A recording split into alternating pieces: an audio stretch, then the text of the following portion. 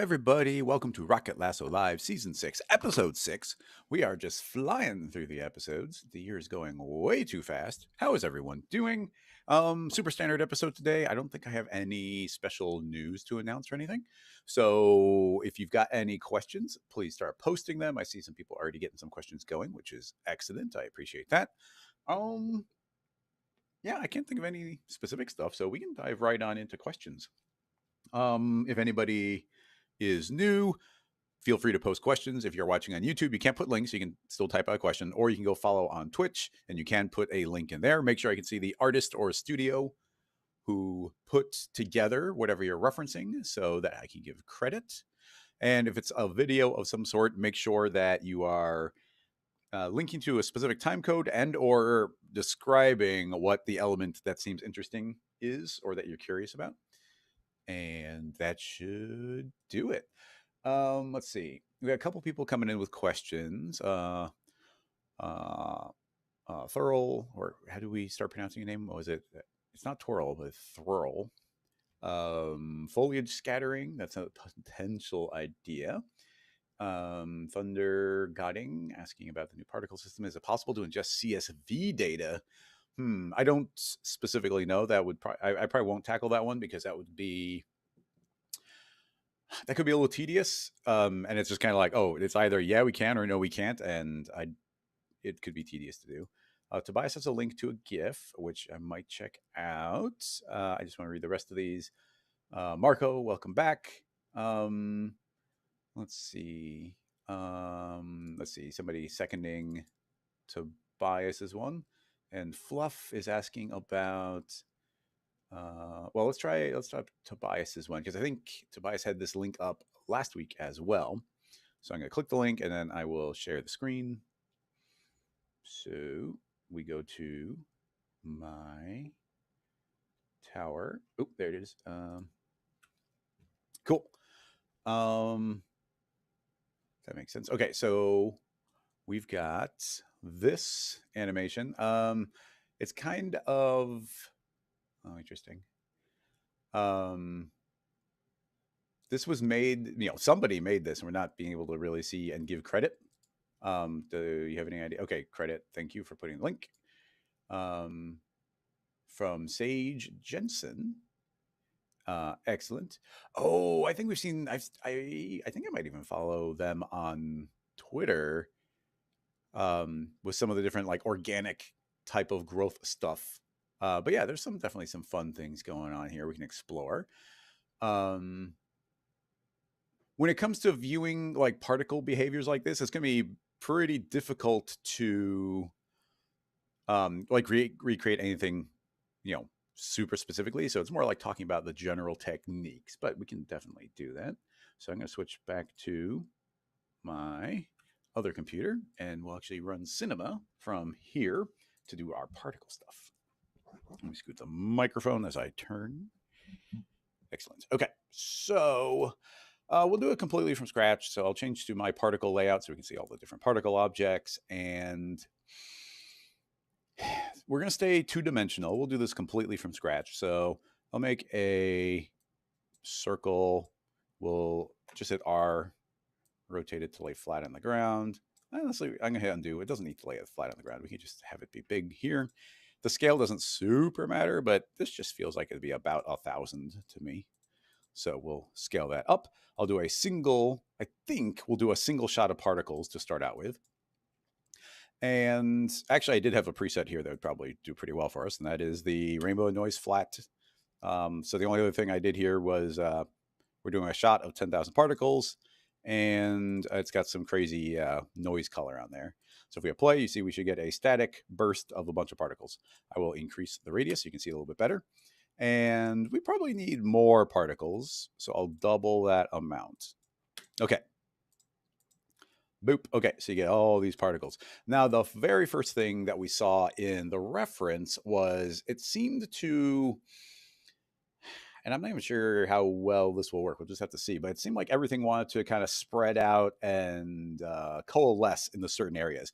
Now, this is either going to be trivially easy or we're going to have to like really fight it. But let's start by making a, ooh, what's going on here? the computer's having a massive hiccup or it froze for no particular reason. I mean, what's good is this is just one of my presets, but why would that freeze? Yeah, that's very strange. All right, well, apologies. I'm not sure why that's happening. Let me grab the task manager and kill it off. Very strange. Right click, end task, reopen. Last week I asked if when other people crash cinema, if when you click it the first time it doesn't open, and a bunch of other people confirmed that yes, that is the case for them, which I guess say disproportionately is like, oh good, I'm not crazy. All right, that was weird, but we're back. So, okay, well, what's good is we lost virtually no time because I can just create a basic emitter and I go to my preset and then double my point count. Cool. I mean, that's all we had done. So hit play. Oh, and also we want to increase the size. Okay, cool. So that's all we had. We're clearly going to need like way more frames. And let's make that flock again. Cool. Didn't crash this time. Okay, flock. So flocking, it does a bunch of different things. It's really, really powerful. Probably my favorite of all the modifiers. And the one we're worried about right now is cohesion strength. So if we hit play right now, actually everything should stay pretty two-dimensional, but if we hit play right now, you're going to see a little bit of movement, and you'll see that all of those different particles are going to be kind of, they're kind of grouping up a little bit, and then you see they don't want to get too close to each other. So you kind of get these little clusters. So really, I think the only thing we need to do to see this, and I think it's going to be staying two-dimensional. Soon we will flatten it out. But I think all we have to do for a lot of the effect that we're seeing is make this radius pretty big. So I'm going to make it 10 times larger and start over again. And well, yeah, okay, so yeah, there you go. See right away, see how we started getting these little like clusters going. The tricky part goes to they're actually just going to turn into blobs. So how do we stop them from turning into blobs? They're two-dimensional blobs, but they're blobs. We can increase our separation radius. And typically I've been taking my velocity alignment radius and making it slightly larger than my cohesion radius. Kind of makes all of them travel the same speed and kind of the same direction. And let's just see if that changes anything significant. You see that yeah, it looks good for a second there. Now, interestingly, and the source is on the other, or the reference is on the other screen, so I'll jump back to that. You see, ignore this burst of secondary things. That's something that happens later. So we're not worried about that part at all. Right now, I'm just worried about these shapes. And is it not just this? Is it not just what I'm doing here to get these lovely sort of passages going? I wonder if we could do a little bit of that trick we kind of accidentally discovered a couple of weeks ago when Andy was on the live stream, where I was converting this into a blob and then using that to do some feedback. I feel like that could maybe be a thing here. So let's hit play and get to the point where we get a little bit of something going. Okay, so you get something like this. And I'm going to take our particle group and feed it into a volume builder. And in the volume builder, yeah, we need the particle group. So you see we get all this crazy stuff going on, and I'll throw that immediately into a mesher. And we don't need the particle radius, but I want this to have significantly more detail than it currently has. So I'll shrink that down and shrink this down. Yeah, there we go. So it's a lot more tightly wrapped around the particles. And then I want to convert this into a spline. Now, the only way to do this is going to be with my plugin mesh or slicer. So we will use a plugin here, but let's grab a slicer, aim it on Z, do a single cut, and say that the mesh that it's referencing is going to be that mesher. And what's cool now is you see that we end up with these lines. So now I've successfully outlined our particles. Right now they look a little bit chunky. I can do several things here where I could grab Slicer by itself does have a smoothing capability, so I could say smooth out those edges a bit. And we end up with these tiny little isolated particles. Potentially, we don't want to even see those. So that maybe could be a variable in our volume mesher where I'm like, hey, if it's just one little particle, I don't care about it. And the main way to do that would be I mean, we could do a layer of smoothing, but smoothing really slows things down. And I'm not even sure if we can do this via radius. I could shrink that down. Um, but I don't think that actually helps that much. So I think in order to get rid of those tiny ones, I would have to do something like a smooth. And if I make a smooth right here, and we have to go pretty weak on the power, but if we make it pretty smooth, then you see it smoothing out the volume, and eventually these don't meet the threshold. But this smoothing calculation takes a pretty long time to run, so I might ignore that for now and just leave that turned off. Now we do have an alternative, which is where'd my line go? Oh, undo. I accidentally just deleted the volume builder. I meant to just delete the smooth. Okay, so now we just have that, but I do have a setting under modify. So we have this threshold.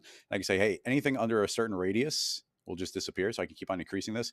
See how these little ones are going to then disappear. I'm going to be pretty generous with this erasing out. So now we just get a big old outline traveling at a bunch of these different things. So but we haven't changed any behaviors right now. I will save the scene file just because we had that little bit of weirdness earlier, quite inexplicable. I don't even know what to call this particle. Let's say particle. I don't even know particle trails for now. I can't think of a name. Okay, so if I hit play, then we should get a reasonable playback. And you see that it's just going to be constantly updating with the spline, successfully outlining all the kind of the holes that exist in it. And I'm going to actually push the threshold further. I want to get rid of these tiny islands. Beep, beep, beep. Okay, cool. So now here's where things can start getting a little bit interesting. And that is I'm going to grab the slicer and use it to feed back into the particle somehow. In order to do that, we need to make a field force. So a field force obviously is just a force applying everywhere on top of the splines. We can use it to almost create any other effect. We use it to create wind or randomness. But in this case, I will feed in our slicer. I'm going to feed it in as a spline object. And as a spline object, we have several different options. And I'm not even sure which ones we want to specifically necessarily go for. One would potentially be attracting to the spline. So if I set the spline to go along the radius, and I think we do want to see a cross section of this. I'm going to say go to our display. Let's make it pretty big, X, Y. So I'm going to make it about 1,000, and then really skinny, and then crank up our line density. And now you can see that we get these little lines aiming along there. And now, yeah, we have a radius, and the radius essentially means everything's going to be attracted to or pushed away from the lines. And I don't know which one it's going to be. Now I can start increasing this radius a little bit. And the overall power, this is pretty weak. So I'm going to crank it up to 55. And let's just see what that does. I think everything's in order. So either what I want to see right now is, do these particles look like they're getting attracted to the line, or are they running from the line? So I hit play, and it looks like they're definitely running away from the line, which isn't necessarily a bad thing. And actually, you see it's working pretty well. Look at immediately. This is actually working really well. We're getting these lines going now. So now eventually the particles are not going to be able to go anywhere. They're going to keep getting compressed and compressed and compressed. And eventually I imagine we could kind of start getting some blobs. But yeah, at a certain point, they can't go any further. Now we're losing our two-dimensional look. So that's actually pretty important. So let's create a math. And I'm going to say, hey, after everything is calculated, I want to, and actually I want the flocking to come after the field force. The math is going to say set the X, I'm going to say set the Z to be assigned a constant value of 0. So we've turned it to be two-dimensional, to stay flat all the time. So now we hit play, creates the particles. Immediately we do get a few gaps. Let's just see what happens. So in theory, this is they get pushed away from the line, and they're all each coalescing, doing their thing. Then another one gets created. Boop-a-doop-a-doo. All of them push apart, looking fine. Okay, cool. I dig it. Now, I wonder, we've got a pretty heavy flocking force going on right now. I'm just curious, what happens if we turn off flocking? Actually, I'm not going to turn off flocking. What I'm going to do is shrink that down and make our separation radius be a little bit larger. So now there's no cohesion strength or radius. So they're not worried about sticking to each other. I'm going to see if just what these lines do. Like, what does our outline do? Because you see now it's free to kind of drift apart. And that's actually mostly happening because of that larger radius I just gave it. So actually, yeah, these are all too tight. I'm going to say separation back to 5. And try that again. This is all just about the density. Essentially, everything's trying to find equilibrium. It looks like right now I'm at at 5, it's a pretty reasonable density here. And yeah, you can see even without the flocking, we're still getting this kind of collapsing effect going, which is pretty cool. I wonder if we could seed it a little bit to have like certain areas had gaps in them, or even honestly, just a little bit of turbulence would probably go a long way here. And then eventually you can see our wind is pushing to a certain extent. And then at a certain point, the power of the flocking is pushing it back out again. So they can only get compressed into so small of a space. So it's actually kind of fun that we get a natural equilibrium there. If I double our separation strength, I imagine these will start maybe trying to fight and reinflate a little bit. Yeah, you see it's shrinking the hole instead of growing it. So it's a push and pull between these different forces. I'm thinking we lower our separation strength and also weaken the wind blowing it. Let's just see what that does. And then in a second, I'm going to create a turbulence just so we can get some extra holes going. And yeah, look with these settings, you can see we start getting these little tendrils on the outside. I really love this kind of feedback loop we can get, feeding in, outlining it and then using Slicer to do a feedback to get more information into it. So yeah, still overall it's going to start shrinking. And just for fun, why don't we see what happens if we give it the opposite effect? We're just exploring here. So let's go into our, under direction. So here's that spline. I'm going to say, hey, go the opposite direction. And I'm going to make it a little bit stronger. Just we want to see the effect quickly. So now the lines are pulling stuff towards it. So instead of that shrinking in, you see it's actually pushing its way out. Now this could be a terrible idea, but let's just see what it does. So yeah, that pushes out. There's no turbulence or anything affecting the inside. So, we're not really getting effect there. So let's go, and before we abandon that, because, right now it's not being too helpful, let's try turning on that flocking again and see if we had some reasonably sized flocking effects and start over again. If that stuff actually is going to start coalescing and maybe making some little gaps or holes in there, what does that start doing? Like maybe not much, but let's find out. Yeah, so we get a small hole, but then I imagine it starts pulling towards it and it's going to start shrinking the hole back again. So it does look like we indeed want those to push out. So, okay, cool. I can work with that. So let's go back to Slicer, the direction, and not invert it. Excellent. Now let's make that turbulence. So turbulence, and I'm going to say that can come first. Turbulence, give it some relatively large scale. I'm not even going to go too far with it. Let's just see what that does. So now we do have that. I left the flocking where it does kind of want to squish on top of itself. I mean, in a way, I kind of want to get rid of that and just see what it does without it. Like when you're trying to really learn the particles, it's really fun to explore, but there's a level that you just have to do things in isolation. So you start getting intuition for what parts do what. So yeah, we got turbulence that introduced obviously some cool, wacky looking hole, like gaps and holes in here. But and it's like, again, it's a cool looking effect. Maybe not exactly what we're looking for, but it looks cool. Even it's pretty cool here because as that stuff's kind of splashed into each other, like the outline has to adapt to it, so those can kind of close again. So yeah, that's working okay. Pretty strong. So usually we have to go pretty high on the turbulence. Actually, what we need to do is put that to be relatively high still, but now we're going to make some friction. So I love putting in some friction in here. The friction, I think, can come last. Actually, I'll put it after the math. I'm not entirely sure. I've played around with moving this stuff in different orders, and I've had sometimes some bad intuitions for it. I'm going to crank up that to 100. Yeah, so now you see that calms down the turbulence. So now we get the effect of the turbulence, but hopefully it's not too strong. But we probably have to crank up the power of a bunch of other things now because the friction's draining a lot of energy out from it. My turbulence is pretty big, so I'll drop it down to about the fifth of the size. And now, yeah, now you start seeing that some stuff is traveling in and out and whatnot. So that big old blob of it.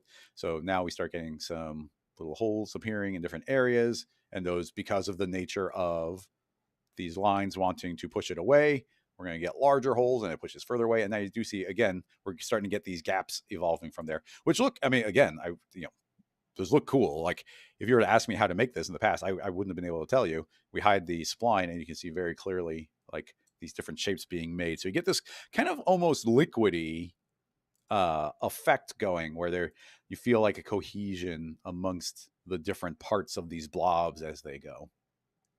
Now, that's looking pretty good. I'll save it. And now I want to do a second effect. I mean, you know what? I'm even going to do it as separate field forces. I'm not sure if that makes it calculate slower, but I'm going to rename this field force to be, I'll just say radius. So it's a field force based on the radius of the spline. I'm going to make a duplicate and I'm going to say this one's going to be based on along. So in this new one, I'm going to turn on our display box. And instead of it looking at the spline and saying, hey, push away from it, I'm going to say, you are now in a long mode. And now look at these directions that we get from it automatically.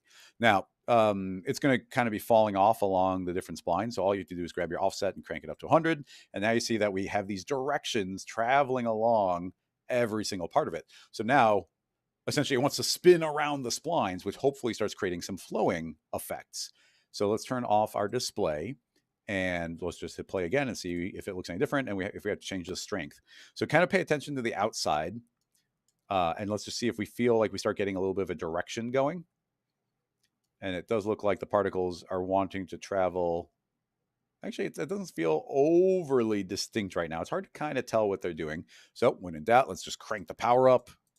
So I'm going to make that about 3 times as strong and see if we can really feel that direction start to move. So yeah, there's definitely more movement.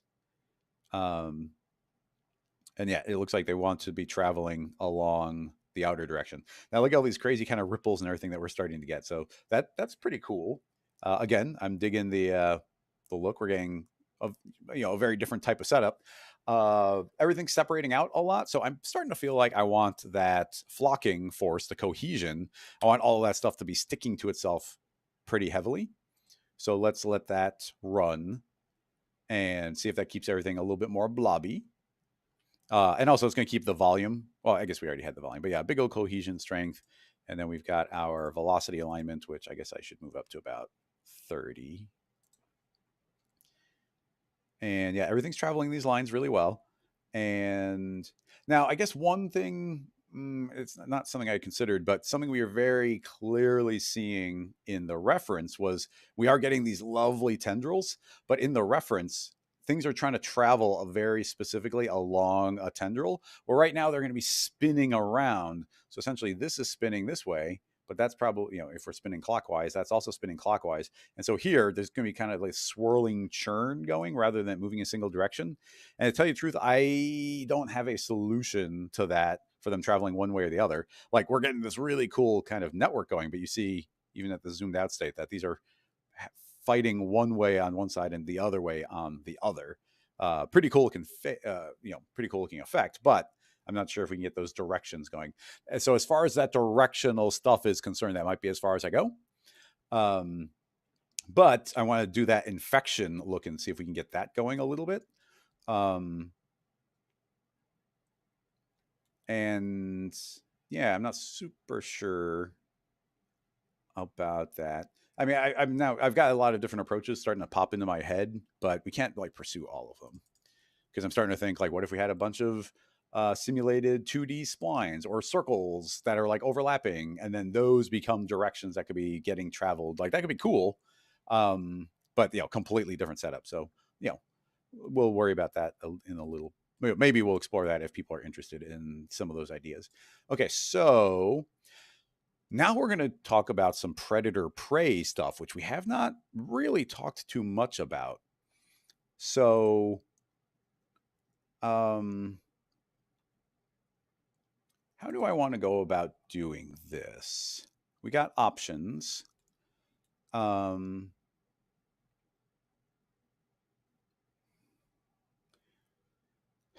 do we have them fade out? It does seem like there's a fading out property as I go look at the reference. Like you get the burst, but then they kind of fade back out again. Haven't really done that, but let's just go step by step. So we need predator prey particles. So I'm going to make a second. Why don't we just make a duplicate of our emitter, copy paste. I'll move it to the very bottom. Maybe I move it. And this is going to be our predators. And we'll name this also to our predators. And this time I'm going to say that these are going to be, we'll just make a constant color. And I mean, it's a big old predator, so we'll make it bright red. And I'll make the dot a little bit extra big, so hopefully we can see it. Now, I'm also going to make there only be 5 of them. So they're going to get created right away, and they're going to hang out with everybody else. And they are also going to, they're going to be intermingled, like, and still they're doing all the same behaviors. You see all this stuff is just floating. So they're affected by all the same forces and everything. So that's fine. Make their size a little bit larger. And is it worth going inside of our first emitter? And let me pop that out so I can do that. So I can yank out the reddish colors just so that, just so we can see the red dots more clearly. I'll save this as another version. Cool. So now we hit play. And yeah, you can clearly see these big old red dots hanging out doing their thing. So now we want to start doing some predator prey. I'll create a predator prey, pull it all the way down here. And it, in a lot of ways, think of it, you know, it's a slightly more complex flock. So we've got our predator group, and that'll be the predator group. And then we got our prey group, which is just the original one. And right now they are going to be fleeing and pursuing. And then we have this contact behavior. Well, let's just play around, see what we can see if they are actually doing something. And it can actually be a little bit tricky to know for sure if you're getting like the proper pursuit stuff going on. So it might be a good idea to do things like turn off a few of these other ones. So I'll turn off all those forces for now. And let's just see. So, well, clearly the flocking is working, but is there any pursuit going on? So we got pursuit strength and pursuit radius. So I'm going to give it a bigger radius. And yeah, now you see there's definitely some movement here. It seems like it's got its eye on this little green one, and then it was chasing it around. So yeah, they are definitely pursuing now. Now, I don't even know if we want pursuit. I just was making sure that this was working. Like maybe we don't even want to worry about pursuit because pursuit's kind of unrelated from this contact behavior. So right now we get all these different behaviors that we can do, and then group to convert to, but I'm just going to say, well, is that how we want to do it? I'm going to say, let's just say convert to predator. So now if they get within 10% of the contact radius, so I'm assuming, I don't know for a fact, but I've assumed that that means the pursuit radius. And that means if they get very close, then they'll start converting stuff. Now that's not doing it. I'm going to increase the radius here. Convert predator to the contact radius. Okay, that's strange. It seems like it just converted the predator. I'm going to say none. It converted the predator to the smaller radius. Contact behavior. Convert the predator. So, okay, I think we need to say convert prey, and then we need to feed it. Oh, okay, no, that did work. So we had to convert the prey. And you see that it's now taking on this radius of 11, which is pretty big. We can go back to 10%. Let's just see what happens. We can only tell by the radius changing. But right now, it's not touching any of them because it's a very tiny radius. So if we start making the radius larger, then right now, if it gets within 50%, yeah. So now if it gets within a certain pursuit range, so essentially if it's within 5 units, then it's going to spread to the next one. Now, just because it changes groups doesn't mean it changes color. So it is changing over to this particle group. Now, something I like doing is let's make a temporary group. And let's just call this particle group temp. for now. So what happens in the temp group? Well, I'm going to say when something enters the temp group, it is going to get a color mapper. So in this, I'm going to say color map, and what are you going to do? And I don't even care. I'm just going to say this is based on the age. I just want it to always happen. So we can just change that. So no matter what the color is, or no matter what the age is, it's going to turn red. Actually, to be sure, there's probably a better way of doing this, but I'm going to just say if it's anywhere between the age of 0 and 100%, turn red. And then I'm going to immediately say, and then, where is it? Switch group. So it's going to change color, and then it's going to switch group again. And now it's going to switch to be in the original. Oh, no, now it's going to change to be in the predator group. So essentially, I'm changing it. And now we need to say the predator prey is going to send it not to the original particle group. I'm going to say go into the temporary group. So for exactly one refresh, it's going to put it into this group, change the color, and then change the group again. So in my head, I've started thinking of these as like an event. It's like this is going to happen one time, and then it's not doing it anymore. And I'm doing that so I'm not constantly recoloring it. And now, is that efficient? I don't know, but we'll probably do more things in there in a bit. But now, in addition to changing the radius, you should see that when it catches one, is the radius close enough? Oh, hang on. Convert prey. I messed something up. I must have just dragged the wrong thing in. The prey group is that group. And then the group to switch to is the temporary group. I think I just dragged it into the wrong spot. Okay, sorry about that. So now you see them spread, and they're turning red and taking on the radius. They're taking on the radius, and they're actually not taking on the radius. I shouldn't say that, because what's happening is they're going into the predator group, and the predator group is showing a different visual size. So that's where those are going. So now you get this kind of cool infection thing going on where they're all spreading out. And we do want that to happen. It is really quick, though.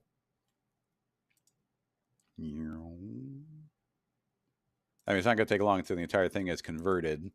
So how do I want to handle this?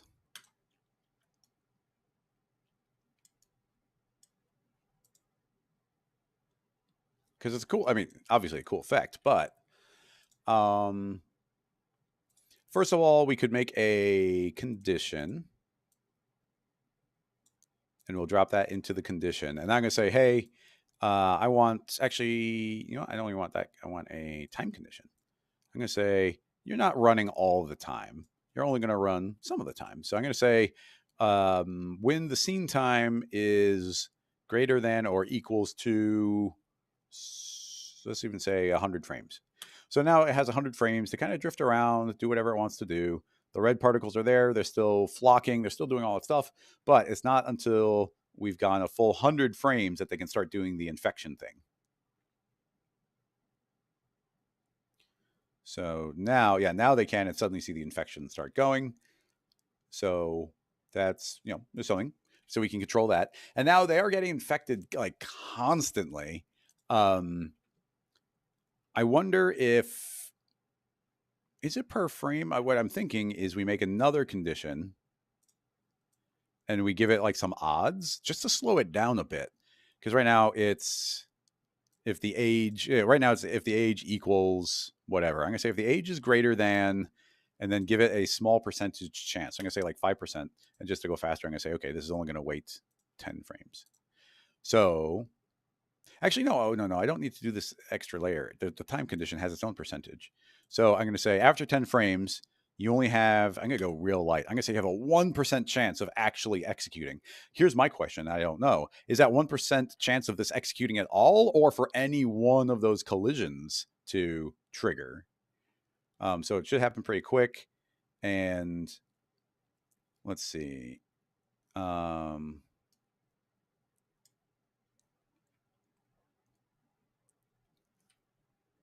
Interesting. Okay, now it still might only be 1 out of 100 frames, and they'd have to be actually colliding.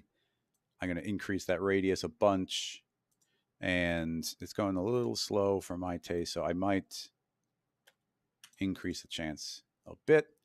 So, yeah, even 5, not too often.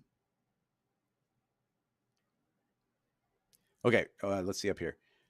Yeah, okay, it does look like it might even be, well, I don't know if it is per particle, but over here you see these red ones are slightly starting to spread out, and it's taking a while for them to execute, which is kind of what I was going for. So now we can set some sort of percentage. I'm going to say 25%. So now you see that they're going to start spreading out, but it's a little bit slower. It's not just like instantly doing it. It looks like we can get like a little bit of variation that way too. So that's cool. I like that. And just being able to do that via everything having this chance percentage in there is really nice. I like that. Um, and what's interesting is they currently the volume is only viewing that one group. So this red group you see is actually outside of the border of the spline. So that's kind of a thing. Let's see what other behaviors do I want to do?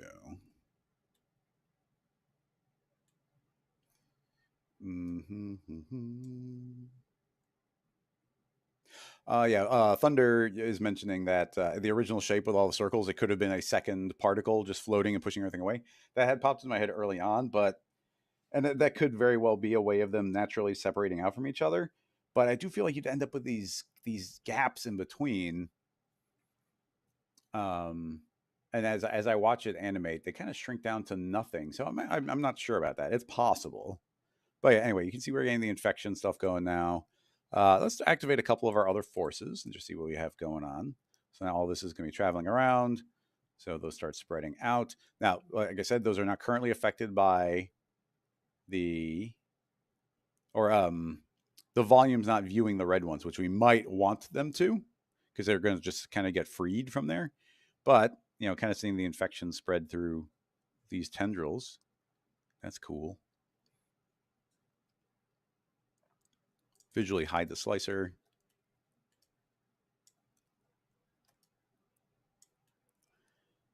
Okay. Let me think. What do we want to do here? And I guess I don't feel like we're getting very close to the original effect. Like we're getting some cool looking things here. It's not the original effect. Particle group. Inside of our volume builder, I could just start putting in other groups. It doesn't live in the temp group long enough. So I think if we just drag in the predator group and let both of those go with the same radius, that should work fine. Yeah, so now it's respecting that group, which should maintain those shapes a little bit better.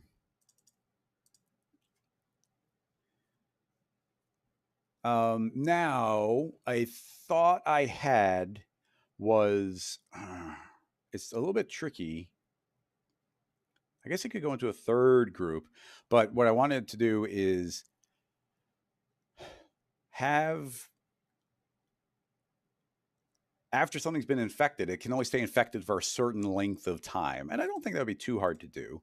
So right now it's going into a temporary group and then becoming a predator. So, and if something immediately goes from being a predator back to being normal, it'll just get reinfected instantly. So now I'm thinking we need another particle group. And then this one will be, I'll just call it safe. So these particles will be safe from being infected. And I'll increase the radius, and we could put another temporary group, which I might do. But when you're in this group, just so we can see it, I will say you turn green. So the green ones are, it's going to be a little hard on the eyes. Let's go yellow. So when you're in the safe group, you are going to be turning yellow. And we need to say that when you're in the predator group, you will eventually switch a group. What group will you switch to? You will switch to the safe group. Now, right now, that would happen all the time, always. But I'm going to say, well, we could do it based on a percentage or based on a certain length of time. I'm going to say when you're in the predator group, it'll be based on the age. So we need to make a condition. And in the condition, if the age, the overall age, which is an absolute value, is equal or greater than, once you've been infected for, let's say, 50 frames, there's 100% chance that you will now switch into being in the safe group. And the instant you do, actually, I think we can put the color into that condition. And now it'll change to yellow and then immediately jump to this group. And that's going to live in the safe group. So even, I think, just doing that. Oh, we do. Yeah. So when something goes into the predator group, so in the moment that we're doing this temporary group, we do need to reset the age, which is a fun thing we can do. We can just make a math. And I'm going to say, in addition to changing the color, another thing it does is we assign the property of age to equal 0. So in this little flash, the age gets reset to 0, and that starts a new, essentially a brand new countdown timer. So when something is now living inside of our predator group, that this age countdown is waiting to be higher than 50, it gets reset the instant it turns into a predator. So, okay, let's see what that does for us. Hit play. So now my hope is that we're going to start getting this expanding wave of red particles, and then they'll start like turning, they'll calm down in the center. And yeah, here you can see this yellow starting to spread back out again. So in theory, we're gonna get this big infection of red going all over the place, and eventually everything's going to turn yellow, which is like the safe zone. I might currently we did that percentage with time. For now, I'm gonna actually crank that back up again, so these are a little bit more uniform looking.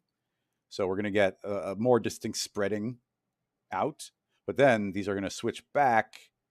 Give it a little time. We're gonna shorten that up. Now you start seeing these convert to a different group after a certain age. I'm gonna have that go way quicker. So I'm gonna say when the age is above like 5 frames. So let's see what that does. So what I'm hoping is, sorry, I need to, this time condition, I'm gonna say just start at 0. Those didn't even have time to convert anything until they just turned yellow. So now you see that spread starts, and now almost immediately they're turning to this yellow one. So now we have this constantly increasing thin wave of red, which is pretty cool. So then essentially I just want those to have enough time away from the red, and then they're going to eventually, and the eventually is going to be, I'm going to say switch group again. So once you're in the safe group, it is going to, after they've been in the safe group for, I don't know how many frames, let's say 25, then you're going to change your color again, and let's change them to be green, and let's go with a darker green, a little easier on the eyes. And they're going to switch the group, and again, their age, and I should rename this one to math.age. Their age is going to get reset. Their color is going to change. They're going to switch to group, and the group they're going to switch to is all the way back to the original particle group. So now, in theory, we've got this nice infinite feedback loop where we have these original colorful particles. They slowly get infected. Once they've been infected for 5 frames, they turn into this yellow one. Once they've turned in the yellow one, after 25 frames, they're going to turn back essentially to the original group. I'm not colorizing them in a special way. So, that rainbow color is actually, I mean, if we wanted to be consistent, we could just say, in this basic emitter, I'll just say when they're created, it'll be a constant greenish color. So let's see what that does. Save, play. So they're green. We get this spread. And now they spread out. And then after a while, it turns green. These green ones are eligible to get reinfected again. But because we get this safe barrier between them, they're not getting touched. And the hope is eventually like one of these red waves. Yeah, so that one's able to touch the green one again. So now we've got this feedback loop traveling through it again and again and again, where they get reinfected. So we should get some really fun kind of oscillating behaviors. Now let's go and check our slicer. Our slicer is not acknowledging these yellow ones. So let's add that into the group. We could make a multi-group, but I'll just manually say, hey, you're also supposed to be viewing the safe group also with a radius of 6. Okay, cool. So now there's just the outline on the whole thing. Cool. Does that make sense to everybody? What's going on here? So we get this constantly expanding wave. Bloop, bloop. Now, in theory, we could also, we could occasionally emit a red particle somewhere. So, it's like, oh, we could just get a new infection starting in some location. I wouldn't be surprised if eventually, well, potentially we could get a big mess going. Where right here you see there's a little bit more churn going on, where there's sort of some intermingled. I don't know to what degree that can calm down or not, but I love these types of feedback loops.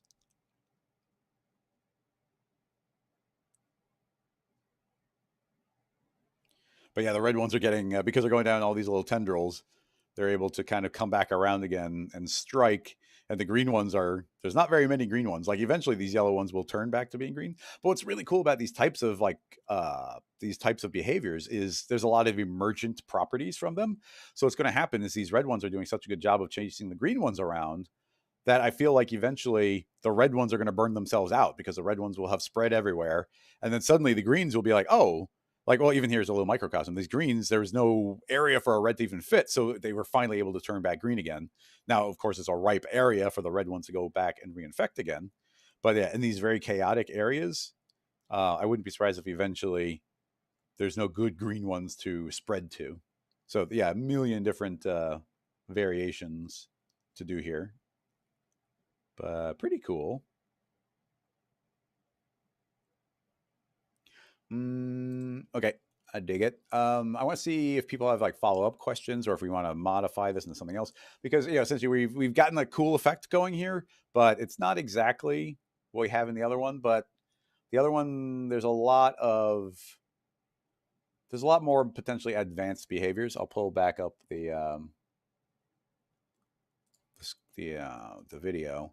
So you see this one very different type of effect, and obviously this is rendered, or it's probably just it might be a particle simulation running in real time on like an isolated program, but um, like really studying the behaviors here. It's like when it touches a particle, suddenly those particles take on like a massive amount of speed, which we'd be able to do. But it's these very specific. You see, it starts kind of spinning and traveling in a very specific flow.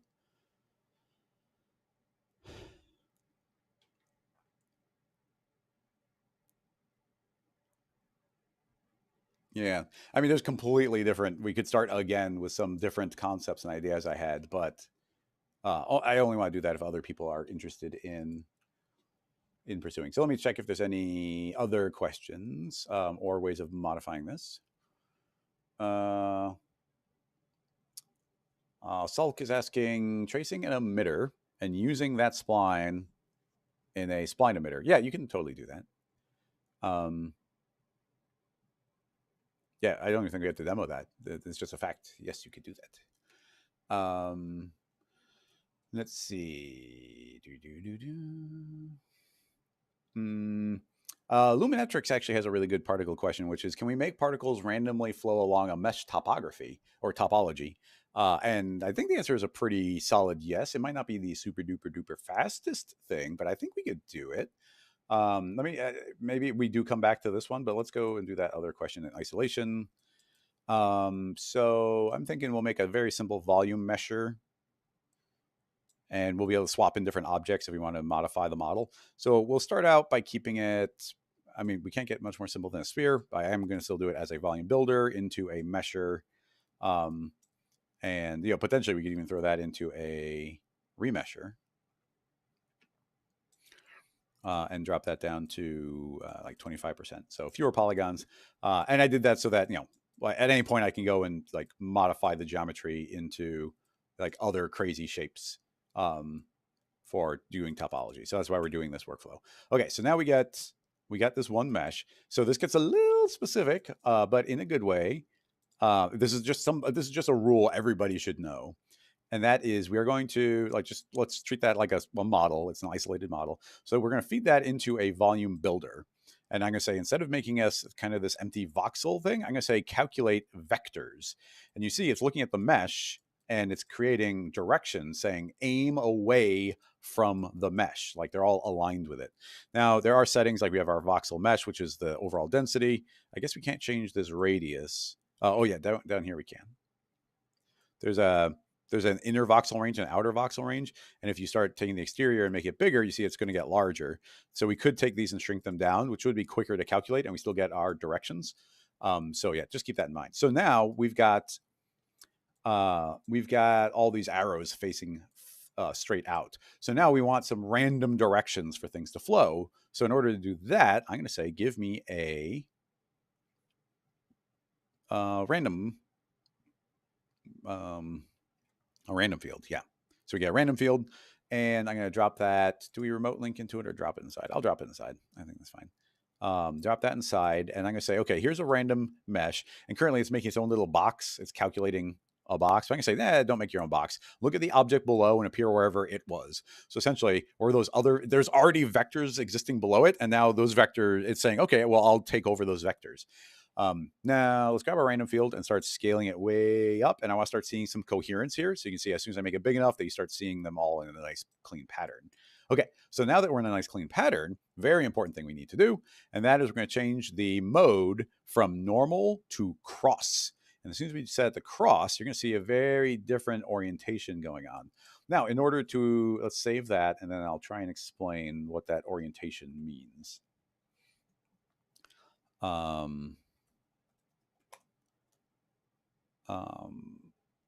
Vector mesh. Okay, so if we were to open up a new scene file, imagine, I'll just make a cylinder as a way of, I'll make a cone. So we got a cone here, and the cone, imagine this cone is that vector we have. It's a vector saying you're aiming upward. So now we're taking we're bringing in a random, and now we've got this completely unrelated random, and this random could be going like in any direction anywhere. Like, every random vector is just picking a random X, Y, and Z, and you can end up with any orientation. So essentially, let's say we have a random that's doing this. So then what cross product means is, let me reset the rotation. Cross product means essentially this has to be rotated 90 degrees. It has to be perfectly perpendicular to the original vector we had, but it can spin around. See how it's perfect? This one is perfectly in line with the original one, but it's allowed to spin around. And what the cross product is doing is just saying like, okay, you have to be in the opposite orientation, but it's automatically going to snap it to the closest angle that it can. So it has to be on this flat plane, essentially. Yeah, it's like we've got this flat plane here. So it's like it has to be laying on that ground, but it can align. It's going to attempt to align the best that it can vector-wise to this random orientation. So once you stack a whole bunch of those, you end up with a bunch of lines lying perfectly down on the mesh, doing their best to point in the direction that the random was pointing. So that is what cross product is doing for us, which is a pretty powerful function. So now moving back into this scene file, you now see that the cross product is making all these arrows perfectly align with the surface. So pretty great right there. Does this work? I'm gonna pull out the mesh, and then can I remote link into it? And does that work? Doesn't look like it does. That's not the biggest deal. Anyway, that's that mesh. Now I'm going to, that's this volume build is kind of consuming it, and it's not letting me remote link into it. But I guess we could just make an instance. So now we've got this, copy of the mesh on the outside. And now if we were to, so now essentially we want to do a field force. But the field force, it's not going to stick to the surface. It's just going to be trying to travel along, and it's going to be free to drift like really far away. So instead, in addition, why don't we make a field force? So field force, and I'm not worried about the volume vector at all right now. Let's just hide that. But I do want to make a field force, and this one is going to view whatever the mesh is, and this is not going to be fast. But, well, it's low poly, so it'll be fast enough. But it's now viewing the mesh, and I'm going to say I want to view this as a surface object, and I'm going to make it pretty strong. So now you see, and we're just getting, I'll reset the position here. Okay, so that's just so we can visually see it. So this field force it's got a lot of power saying, and I don't know, but it has a lot of power saying, hey, pull towards the mesh. It's like essentially these are aligned to the normal, but I could be wrong. It might be it might be inverse. So it might be saying push away from the mesh. And I can never remember which one it is. My assumption would be it's pulling towards it, but I'm wrong at least half the time. So we've also got this radius, so I could increase the radius like really far. Now we're only gonna get a small preview of it, but we can say, hey, if it's within like 100, then it's gonna have some power to influence it. So now I am going to take this mesh, create a mesh emitter, move this all the way to the bottom, and draw the particles a little bit extra big. I want to create probably a shot of 1,000 particles to start out with. And I just want to see, right now it should be creating particles on the surface of the mesh. Yeah, on the surface of the mesh, create 1,000 particles. And now I just want to see if they fly away from it or if they are attracted to it. So if we hit play, oh wait, and the mesh has speed to start out with. So get rid of the speed, hit play. And it looks, oh, you can even see them. So it's definitely attracted to the surface because you see them kind of moving in and out, moving in and out, moving in and out. So that's exactly what we want. And we're going to definitely need some friction, but we'll do that in a second. So this one, we'll just call this one friction pull. And that's because it's pulling to the surface. And we'll make another force. You could combine these inside of a single one, but for clarity's sake, I'm going to leave these as separate objects. And I'll just call this one along. And the along is going to not be looking at that surface. It's instead going to be looking at the resulting vector from our volume builder, and make sure you feed it in as a volume object. I think it has to be a volume object. And now you see them start zipping along. They're going to start flying right along the mesh. So, right away, that's working pretty dang well. Trying to give myself some extra frames. There we go. Okay, so now you see them traveling along the surface. Now, very important. Well, first of all, you see that some of them are trying to escape, and if they get far enough away, the power won't pull them back again. But if I turn off this pull, then you're going to see these are going to get flung away from the surface like really quickly. So we need to constantly be pulling them back in. So let's, like I said, we're going to need a friction. Let's activate that now. Turn off this display and create the friction. Friction is going to be constantly saying like, hey, that energy telling you to travel up, it still has that energy. So it's going to fling further and further and further. And eventually it gets an escape velocity and escapes. So if we add in some friction, I'm not sure how much we need. So let's just start out with 10 and we'll just see how far these start to get away from the surface. And they seem like they're staying on there pretty well. So maybe 10 is enough, maybe not. So that's working fine for now. In order to visualize this, let's grab our particle group and create a tracer, limit from end, and say only 11 frames. So now we get these little trails traveling along the surface. Okay, now we need to start kind of balancing these out. I'll visually hide the surface. And some different things we need to do. First of all, let's make there be way more particles. 10,000 maybe. Save just in case. So now, yeah, okay, now immediately you kind of see the different shape that we have. And now I probably want to start combining this in I might even hide the particles because it's really these lines that are going to indicate like how things are flowing. But you can see that very organically these are flowing. Now keep in mind, this mesh is not, these aren't colliding with the mesh. They're merely being attracted to it. So let's add some extra Let's add some extra stuff in here. I'm going to make a flocking because I love me some flocking.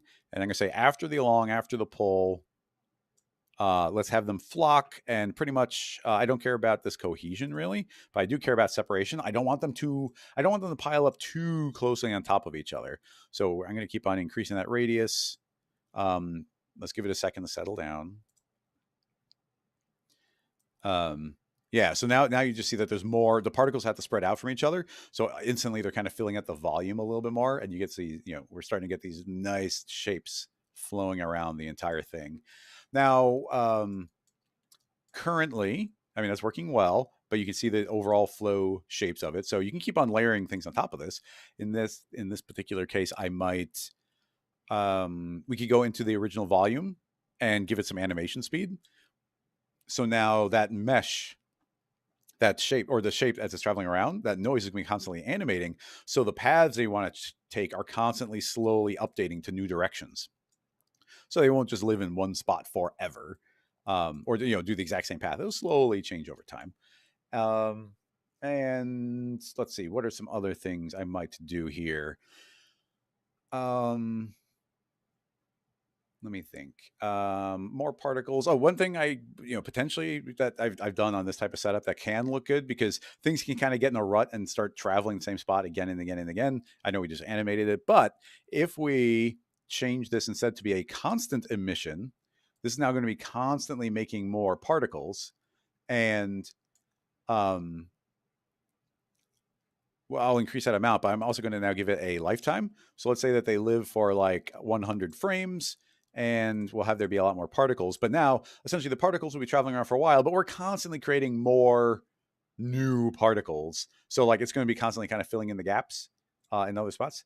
I'm not sure why I get those little hiccups where it's like kind of going like reasonably fast and then suddenly like starts going slower. So maybe just the video card. Well, I don't know how to account for that. If somebody knows or gets that type of thing, please let me know. So yeah, anyway, those are all now flowing along the surface. We can always bring back the original mesh and we can take a look at it. But now let's modify this mesh in any way that we want. Probably not a good idea to do that in while it's actually running. So let's see. I can turn off some of those. And let's just make a cube. And I'll move the cube over here. Move the cube over there. And let's throw this into our volume builder. And I'm going to make sure that that is, yeah, okay, those both got merged. And then it gets remeshed. And then it's going to get vectorized. And now you see that it's just updated. It's just flowing along that entire thing.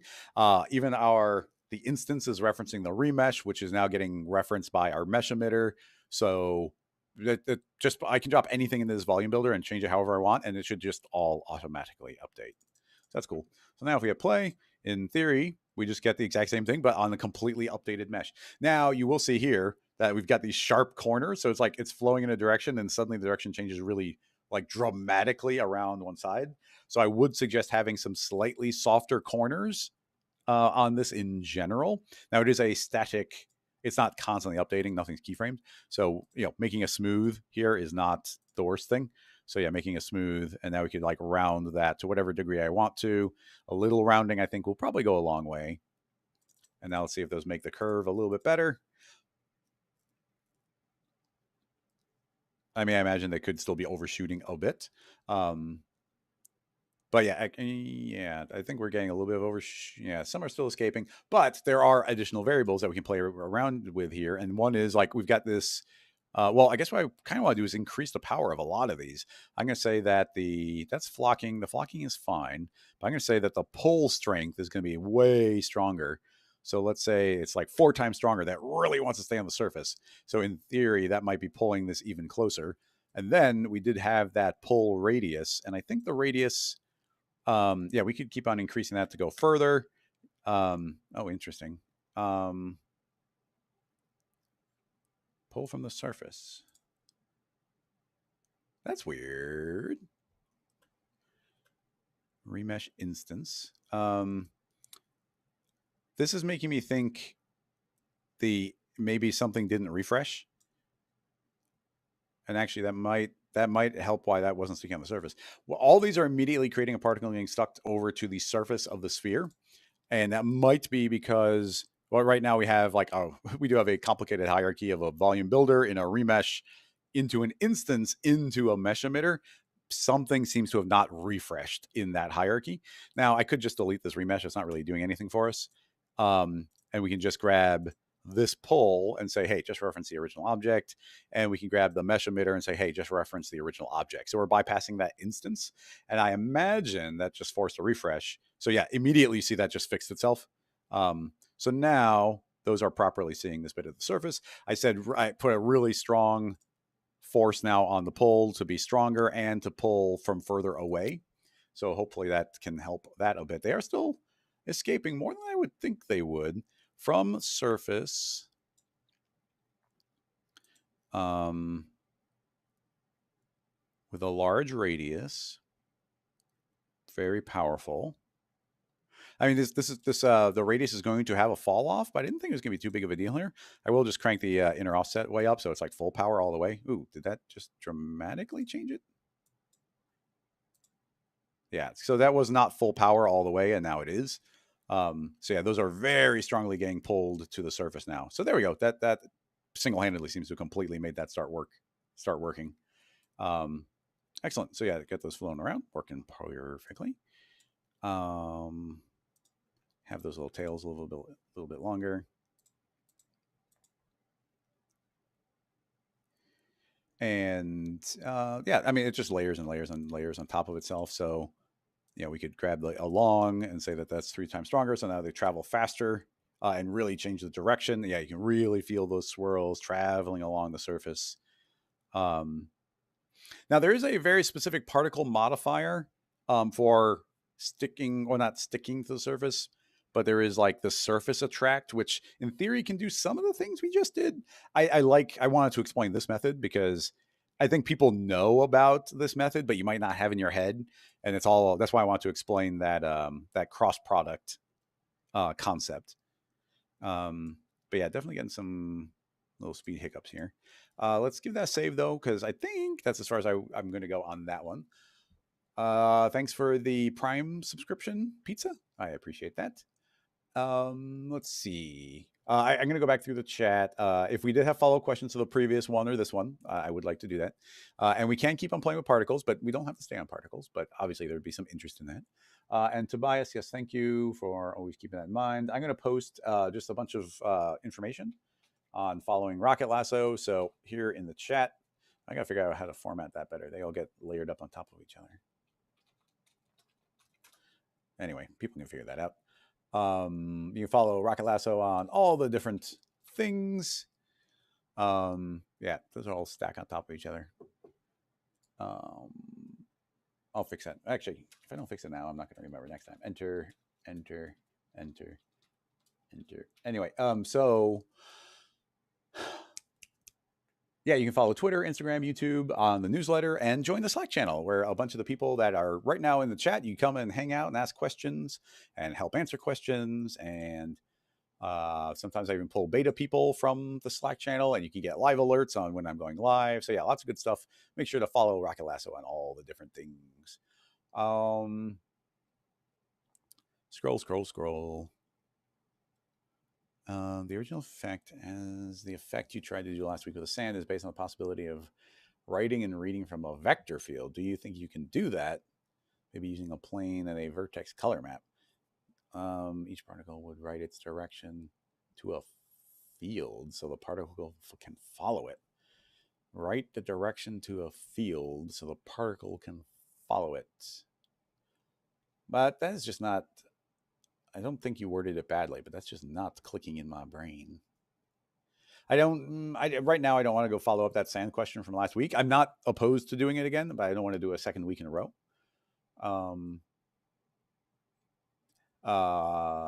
Thunder, I agree. Back with this infection thing. If we set this up to render, the idea of like making different colors do their thing, so you could actually get some pretty cool renders as it kind of like moves around. Yeah, definitely could render if that was, or look nice if that was like super glowy. If we actually got some nice colors going in here. Let's see. Yeah, Tobias is mentioning that that the rules of the math for that really cool particle simulation are in the page. I don't want to go following his or their rules explicitly, because that's something I might explore in my own time. And if I kind of get the concepts in my head, I wouldn't want to do it during a stream. But yeah, thank you for the link. It's definitely gonna be worth checking out. Yeah, pretty great stuff for that math exploration. Let's see. Yep. Going back. Dean, I agree. I'd love to get some proper fluid stuff layered up on top of the particles. That'd be really powerful.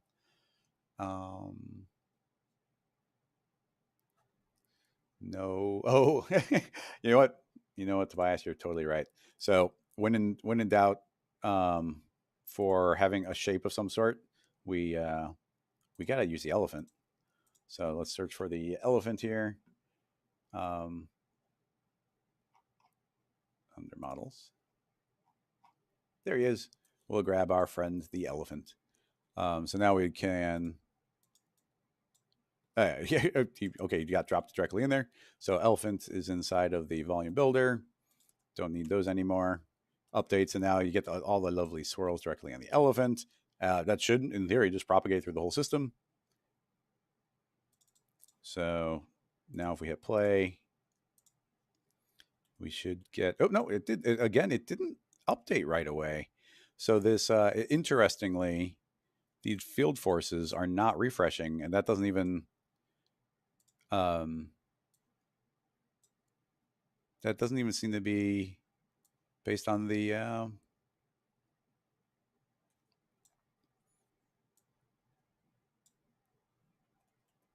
based on that instance limiting us. So yeah, that's a little annoying. Let's turn that off and then on again. Yeah, look, you can look. It's, you can still see the echoes of the cube and the sphere as all the particles get pulled there, and that's going to be. It's got to be the pull, and it's not refreshing properly. I mean, maybe if I change a parameter in there. No. Layer, points, surface. Okay, there. That I changed it from surface to points, so that kind of forced a calculation or a recalculation of it. So yeah, a little refresh issue there with cinema. But yeah, look, boom, instantly working on our friend the elephant. I love the way it's twisting around the tusks.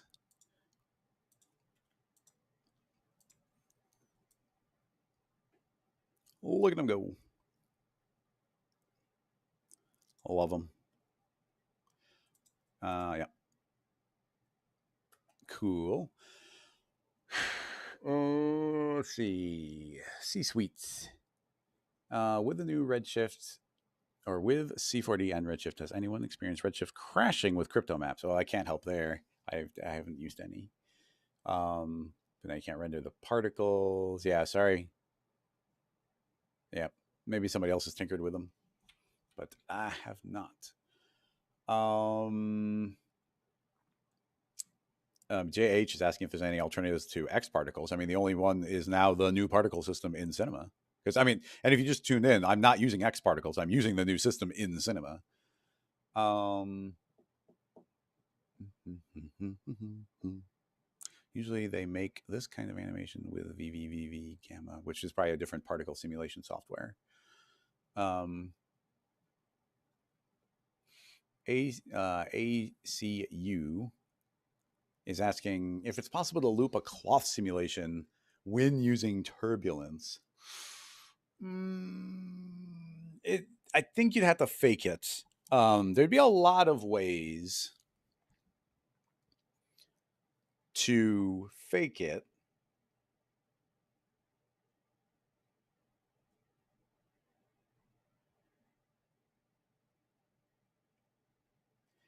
Are there perfect ways? I mean, it's all when it comes to that type of thing, when it comes to like making it look like particles are looping, or I mean, almost anything simulation, it goes to, well, it's an unpredictable, chaotic system. How do we make it predictable? So it all goes into like, how do you hide these transitions? Um, so in, let's see. Uh, Let me know if you're still here, ACU.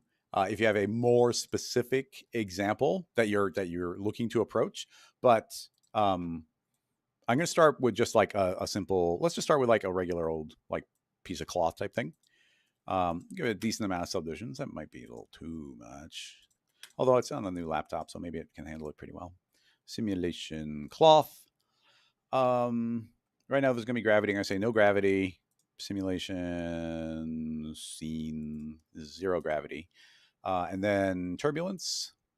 You know what? I kind of like having these forces up here, so I'll keep it there. Turbulence, and give it some scale and a lot of strength. And I'm going to tell the cloth that it is able to be very bendy, little stretchy, and that's pretty much all I need for that. So let's hit play, and we should, in theory, immediately see this start to do its own thing. Move around, just kind of all wispy. I'm gonna steal my attractor preset. So I've been trying to build myself these little presets. I'm going to make this field force based attractor. I don't like the cinema attractor. I'm surprised I even put it in this list. So I don't like that cinema attractor because it's got this exponent, or it's got this realistic gravity fall off, but I want an absolute power.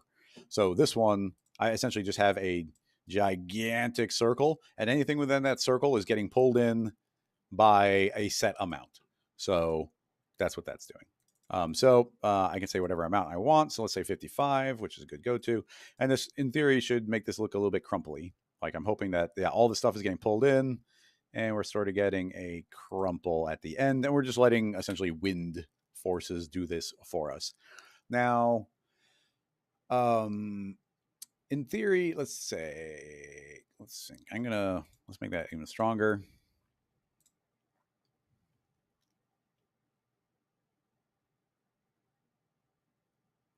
Okay. I think there's a setting. Is there a setting?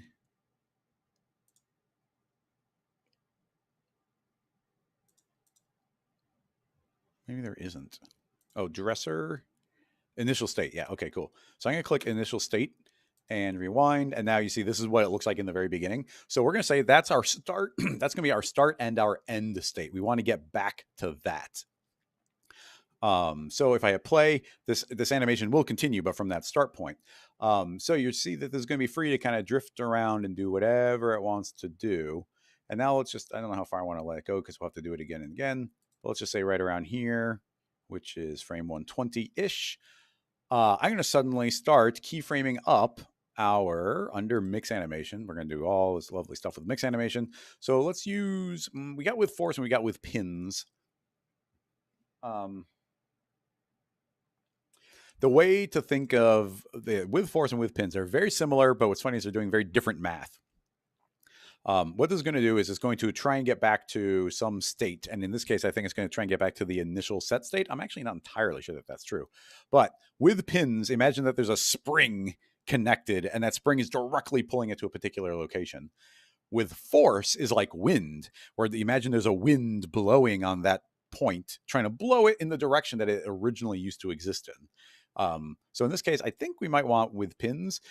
Careful, 100% means just override, and it's going to jump back to the original. And a little goes a long way. I'm going to do 9%, but even that might be too strong. Actually, we're going to do 0%. And then we're going to go forward a few frames up to 50. And I'm going to keyframe it up to 9. So we're transitioning into it. But just as a test, if I hit play, what is that going to do? You see, it does feel like it's, yeah. You see, it's okay. It's not going to go back to the pin state. It went back to the unfolded state, which I thought might be the case. So if I wanted to go back to that original shape, I'd have to have like baked it out to that original shape. So we're just going to clear out the initial state here. Dresser clear, and we go back to this shape. So essentially, we're just going to try and get back to this being a big folded sheet. So now you can see it's going to just float, do its own thing. And then right around now, that keyframe's up, and you see it's trying to get back to that original state, but we still have these forces acting upon it. So if you want it to be a smoother transition, at the same time we are telling the mix animation to get stronger, we should probably be telling these forces to get weaker. So at the beginning, I'm going to say the strength is 55 and the wind here is 55. And then jumping back to this one, jumping to the end, I'm going to grab this and say, okay, but at this point, this has gone down to 0 and the turbulence has gone down to 0. So without those fighting us, this in theory can drift back to its original position a lot better. So if I hit play, everything's at full power right now. And then give it a little while, and right around now it's going to start transitioning, and now those pins are just kind of pulling it softly in the direction they want it to go, and given a little bit of time, these should slowly constantly get pulled back to the original position. And you see I've now transitioned pretty much, anyway, give it a little time, it's pretty much perfectly transitioned back to where it originally was. Now, there's a lot of layers. You can keep on tweaking more and more parameters. If we grab this one keyframe, I only did 9%, but let's jump it up to, like I said, a little goes a long way. So let's go like overboard and say like 50. So very strong pull now. So I think we're very quickly going to see that snap back to its original position. Boing. Yeah, you see like 50% is crazy powerful. So that snapped it back very quickly. I think that even if we had a lot of power in our turbulence and our field force, and just for a test, let's go back and then delete out the keyframe. Oopsie. Go back and then delete out the keyframe. Delete out the keyframe. Now the wind is still blowing. The turbulence is still going. But now, as soon as our keyframe hits right now, this is so strong that it's almost, yeah, as far as I can tell, it's almost perfectly going back to where it was because our influence of the pin is so dang strong. So, kind of a push and pull of that. Now, this nicely unfolded, but depending on the shape and what you've done to it, it might not be able to so easily go. I'm trying to imagine. Imagine you had just two floating pieces of cloth. If those two, let me find my streaming software. If you had two pieces of cloth and then this one is here, this one's here, and then they kind of drift around, and they swap places. If you say, hey, go back to your original position, they're going to collide with each other and they can't get past each other and they'll fight. So it's just a simple example of like things might not be able to instantly get back to where they belong. If you remember, we've done a lot of stuff in the past where we use follow position and follow rotation. Where let's say you have a letter, you have some text, and you clone a whole bunch of spheres on there, and you say, use follow position and get back to that position, but they never quite get back to where they used to be because they can't fight their way past the other ones. So keep that in mind. Now let's see, ACU came back and said, like having a ball collide with a cloth from wind from the bottom, making the cloth wrapping around the ball. Wait, what? That sounds unrelated.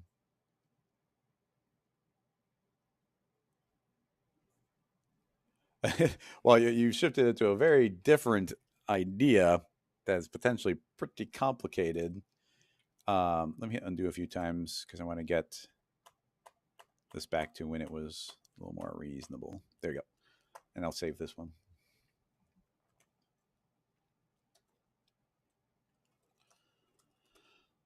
So it sounds like you're going more for like a satisfying animation. And you're saying there's a piece of cloth and the ball flies in and the cloth wraps around the ball. But what you didn't describe there was how's it unwrapping? Or it's like, is that like what? There's a million questions within that. Like, let's just say you have a piece of cloth floating in the air and a ball flies in, kind of gets wrapped around the cloth and flies out of the scene, and then a new piece of cloth drifts in. That's a very different idea than what we were just doing right now. And then even within the context of like, imagine a piece of cloth like drifting in from the bottom. You could make it like way more complicated and be like, oh, but that piece of cloth is wafting in the wind before that piece of cloth is wafting the wind before the ball even comes in. So now we have to be matching the way the wind looked on that. But honestly, I think as with most looping animations, I think there'd be a lot of faking going on in there. So let's see. I think we can fake this more than you immediately think you can. So let's make a bit of hanging cloth. I'm gonna make the height twice as tall. Give that twice as many points. Actually, a double and double. Okay. Looks like I doubled the wrong one. 20 by 14. There we go. I always like those being square. And then I want to pin that, which isn't too hard.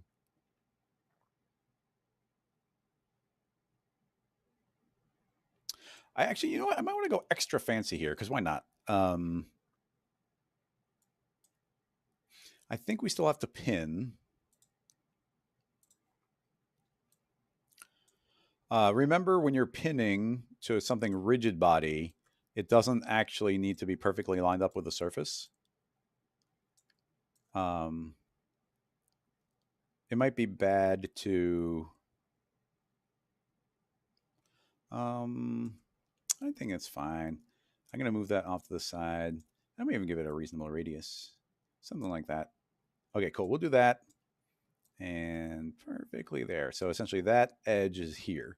So that is going to be a simulation collider, which I think we can do. If we can't, I got alternative.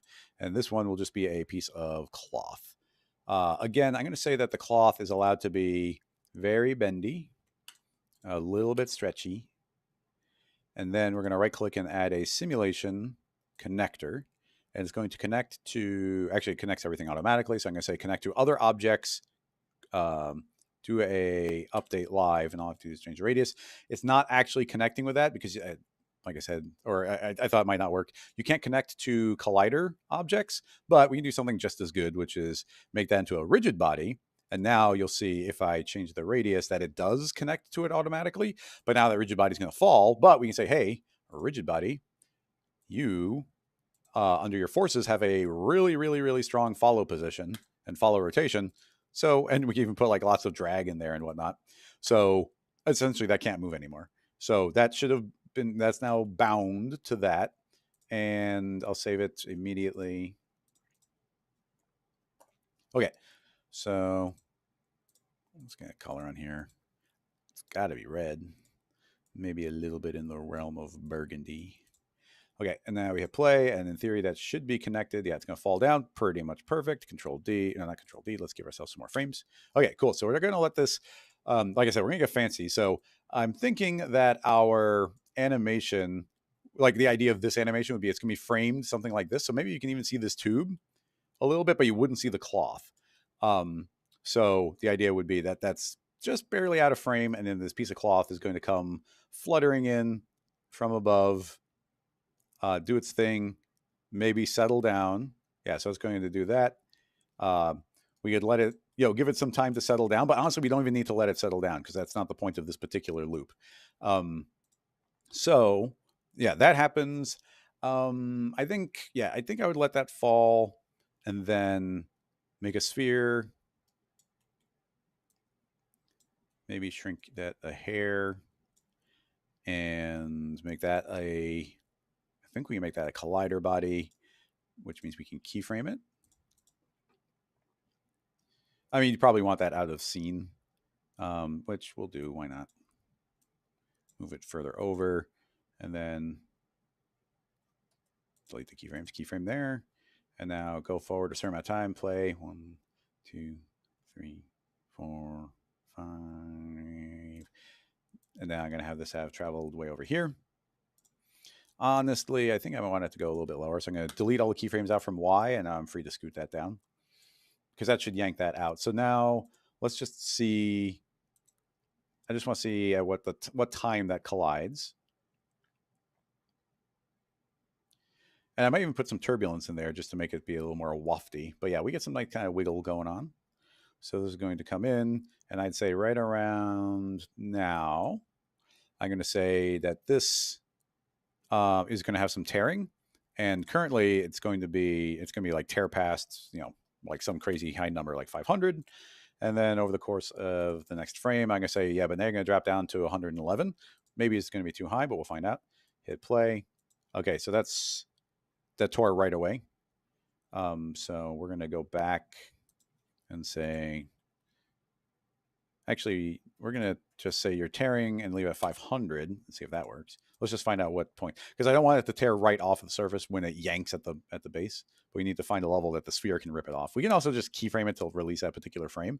That was fine there, but let's see if the sphere can like rip it off just at the current setting at 500.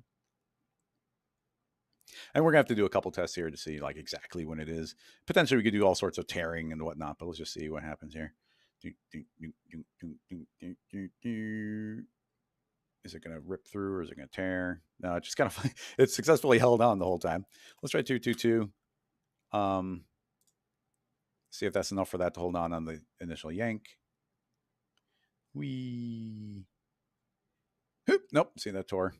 So yeah, that's where we had to find this like a kind of balancing act. So I think 222 is a pretty, let's go back to 555. We know that's enough for it to hold on.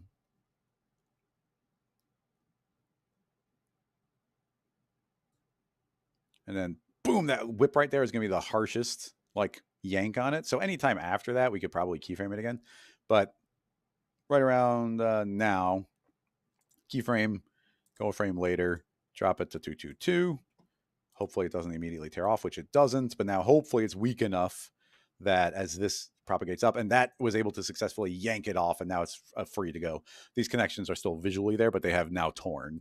So yeah, that is now doing that for us. I'm not going to worry too much about it. Like, I'm not sure what you mean by wrapping around, but now you can see it's getting yanked off and wrapped by there. Like I said, I might put a little turbulence here because why not? We have a lot of freedom here. Give it some scale. Give it, we'll do 55. Why not? Yeah, you see, even if you only do it for a second, it's kind of nice to have the cloth come in very, very wrinkled. And like I said, my framing would probably be something a little bit more like this. Now presumably you're gonna have some sort of vertical format or something. But yeah, that falls through. It is accurately hanging from there. The sphere comes in, collides. That's now a weaker connection for it to tear. That does a lovely connection. Yanks off immediately. Now, in theory, you could do all sorts of things. So they could want to try and hang on there. You can make different parts of it stronger or weaker. It's not quite flying out of the scene, but I'm just going to rotate my camera until yes, it has flown out of the scene. So it's taking, let's just say, 200 frames for that to finish. So at this point, it's like, okay, that is our loop. That's all we need it to be. So in my cloth, I'm going to cache it and then bake it as alembic. So cache location, internal, just cache the object. And then actually, yeah, I don't remember, maybe, I don't know when they added this button in, but they have a button to convert the object cache to alembic. That's pretty cool. I don't think that was always there.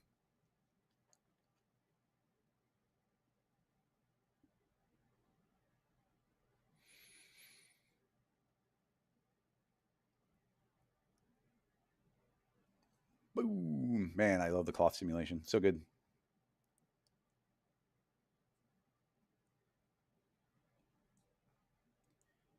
And just barely gets out of scene. Sweet. Okay, that's now cached. But yeah, that's cached. So now we're going to say convert to alembic. And I've never clicked that button, but now it wants to save it. It's in the scene file, but it's fine. That's fine. And we'll just call this 3B. And now it's caching, or it's running again, converting it to alembic. And alembic essentially is this external file with all the information trapped inside of it. But what's cool about, as soon as that's done, it should put the alembic file right here in the path.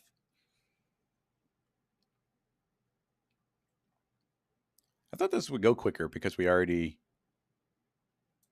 this is convert object cache to alembic, but it seems like it's caching in from scratch because I should have run way quicker. So I don't think we had to do that pre-cache. Boop. Now it's linked. So now, in theory, it's cached. So now you see I can just scrub my timeline and it's just baked. It's not technically a simulation anymore. It's just a cache from alembic. Now we can always bring it back, but now we get this use animation, which is pretty cool. And actually, I didn't even realize, well, look right here. We have a button called loop. So now it's going to play back however we want it to. And if we give ourselves some extra frames, I'll say 600.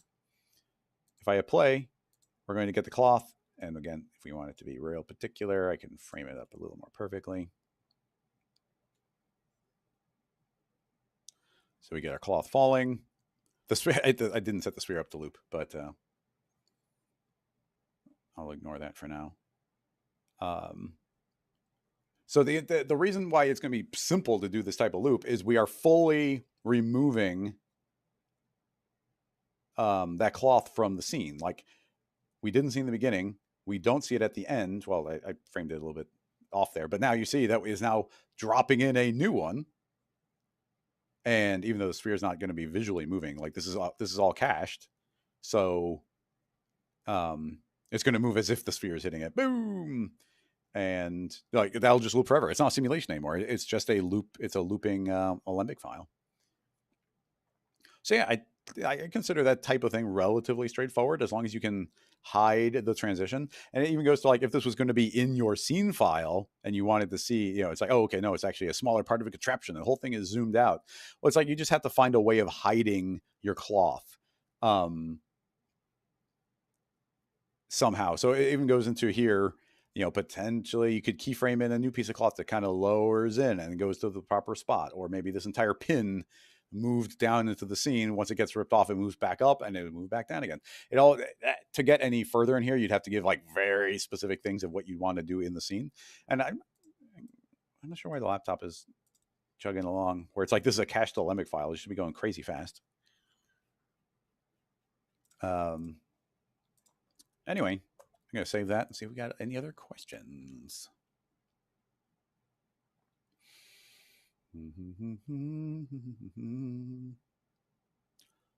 Pulla, first time chat. Question. Is there a way? I appreciate you putting the word question first.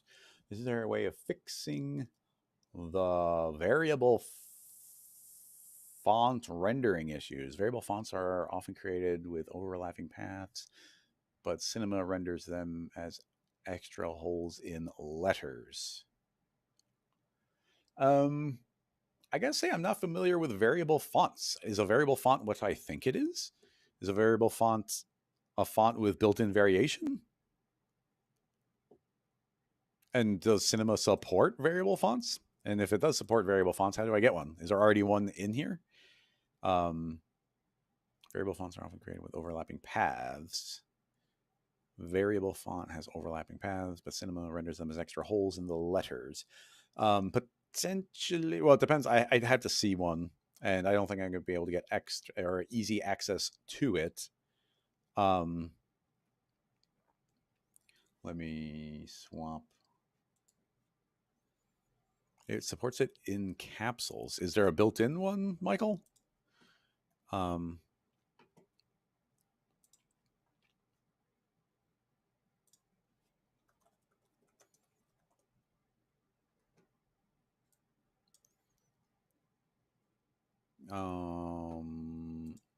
Let's see. I'll search for it.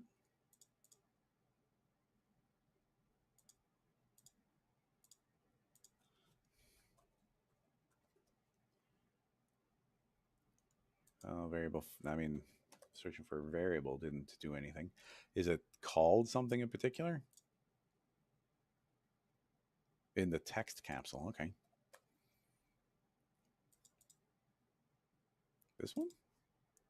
That would be weird. Oh, yeah. Use variable font. But now it wants me to load a variable font. Yeah, this is getting real technical.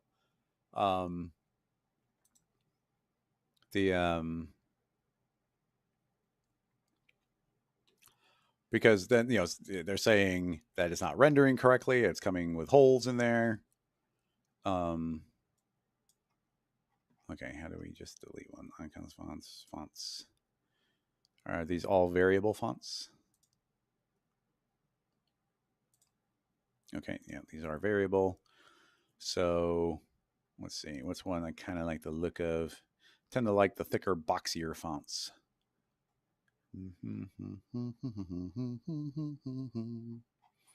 shouldn't spend too long on this because we're just finding a font.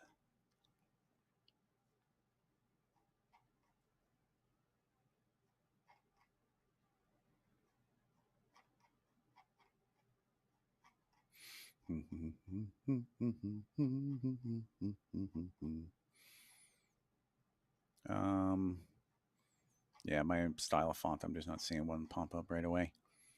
So we'll just grab the next nice looking one.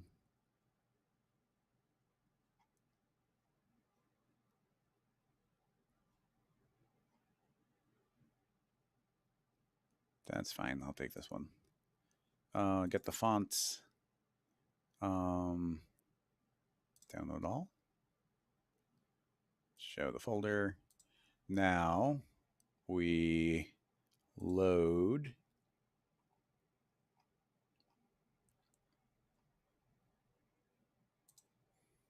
I probably have to unzip.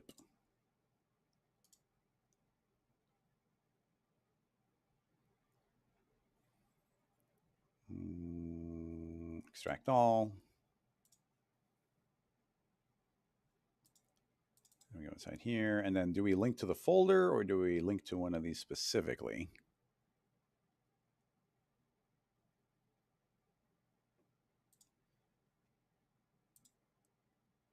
Okay, so I see this, and you're saying that they can render as holes. Yeah, that would make sense. That would render as a hole. Okay. So let's see. 1, 2, 3, 4, 5, 6, 7, 8, 9. Cool. So yeah, variable font. I don't entirely necessarily know what it means, but I'm imagining you're saying that these might sometimes render as holes. Can we get around that in cinema?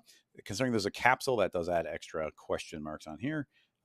Let's see. I feel like the number 3 is a good candidate here. So, that's fun. Yeah, I like the idea of this. Well, you got merged segments. Have you? um, who asked the question? Pulla, did you use merge segments? Because I would assume that would fix it. And if that isn't the case, can you give me an example more specifically? I mean, I'm interested. The reason I'm checking this is I wasn't familiar with this, so this is fun. But yeah, let me know if there's a more specific type of letter or something that it might not like. Because I'm trying to think if there'd be like some sort of double overlap or something. Let's just do one of the old type in every letter type situations to see if I can see a punch potential problem. Like, yeah, something like that. But again, if I turn on merge segments, it can handle that. Holes usually appear in the stroke or who. And that's where I was going to go, Dean. I mean, the merge segments seems to be a one-click solution, but I'm not 100% sure. But I thought if we put a spline mask in there and we started doing, I thought it would be a union. So we are currently along Z. That didn't do it. But if you explode it, which honestly, I might need to use a rocket lasso tool to do that. But let's try putting that into a connect object. No, that doesn't see it either. But can we feed that into a fracture? Tell it to explode the segments. Oh, okay. Maybe that doesn't work. The spline mask doesn't like the fractured out object.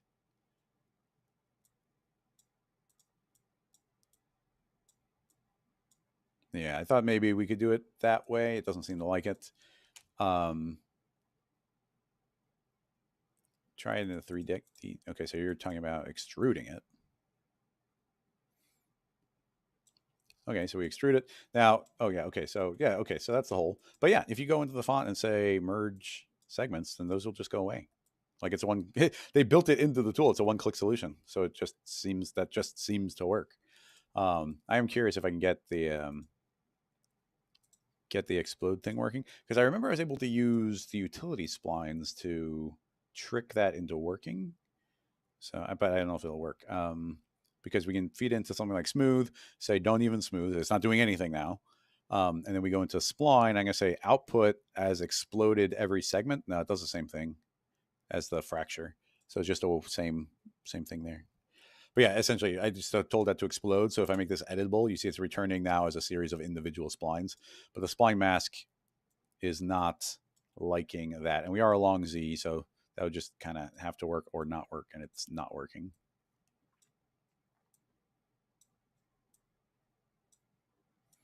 But yeah, it's got a checkbox. So if that checkbox doesn't do it for you, then I don't have a solution.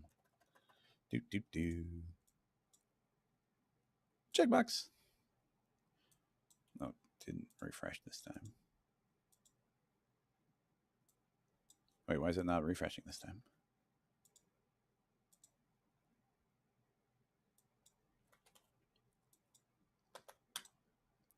Oh, the capsule broke. There must be an undo bug in the capsule. I'd have to load in the capsule again from scratch. But anyway, I think that pretty much covers that one.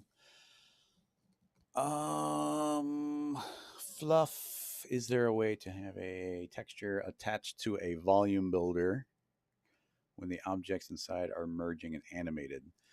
Not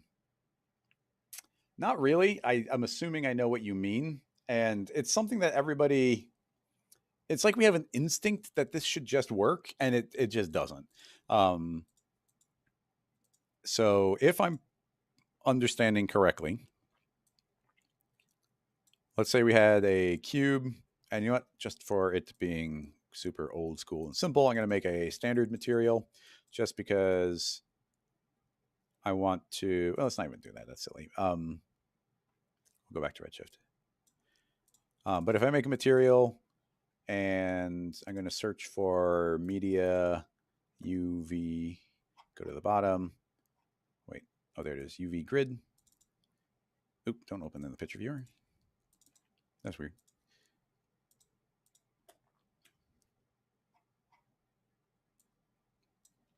Cool. Yeah, if I put that as the color and I drop that on the cube, and if we make a sphere, it's like, I feel like everybody has an instinct that, and I'll just copy the material there. Everybody has an instinct that if we were to put these into a volume, so if I say, hey, put that into a builder and then put that into a mesher, put them both in, it's like, well, the geometry is blobbing in together, so why don't the materials blob in together? And it just doesn't work that way. And I mean, I wish it did. I'm gonna put a little bit of this radius in there just to get a nice smoother transition. But yeah, I wish that was a nice clean way of translating the materials from one shape to the other, but there is no automatic way of doing it. And if you think about it logically, I don't think the reality would back us up in thinking that should work. I know there's some screen space type render engines, or like like video game type engines, but I don't think those work with materials. I think those only work with like solid colors. Um, um, and then this is not going to do us any good, but we've also got the transfer texture. I don't know if this will work, or I don't know what this is going to do. I'm just curious. This isn't going to work in any way that's going to be helpful to us, but I'm going to put these into the connect and then put this material on there. So essentially it should still look the same way. You see we got the one thing, we got this other thing. So now I did that so it's kind of being treated as one model, because now I can add on the essentially it's the remesh, right? Yeah, it's a remesher that does it automatically. But if I drop this material on, and yeah, that material's not, there's no kind of mapping going on here. But it needs to view a UV map. How do I, because these aren't exposing UVs right now. I don't want to make it editable, but I can't think of a way of doing it without making it editable. So like that's a copy of the original object, and now this is a made editable version of that one. These two things are completely incompatible with each other. But if I say, hey, this UV map on the volume mesher, if I say use transfer, I'm going to say transfer from this UV map. And now you see that you can now see that on the volume, it is now taking on the same type of projection from the original one. But I imagine, yeah, so you can see that the sphere looks pretty good. The cube looks pretty good. And, overall is pretty good. But if I zoom in, you see that ultimately there's going to be like a hard break in between them. There might be a slightly more parametric way of doing that, but yeah, there's no magic blend there. So just throwing it out there.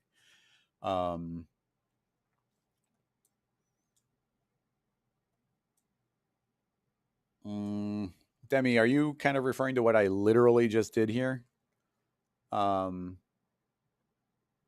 Andy, how's it going? Michael, EPROM. Hey, you're mentioning something called WOMP 3D. I don't think I've heard of that. But if that is, there's a YouTube channel, a wonderful YouTube channel that I really like, called Coding Adventures, and none of the stuff. Oh, that's not what I was looking for. Oh, okay. It's Coding Adventures, but the channel is called Sebastian Log. This channel is amazing. I really like it. It's really entertaining, but it's all video game engine stuff, and it's all about like it's not about ray tracing. It's about like generating the graphics in the view. And he's got like one thing he does that is probably what I'm imagining WOMP is doing. It's just what I have to guess. Where What video would that have been? But essentially, he codes a lot of stuff from scratch. Um, yeah, I don't know. I don't know what video it would be. Um,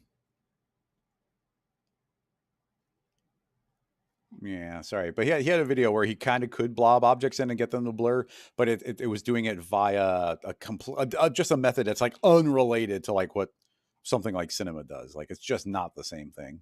Well, anyway, highly recommend the channel. But yeah, Demi didn't respond again, but Demi, um,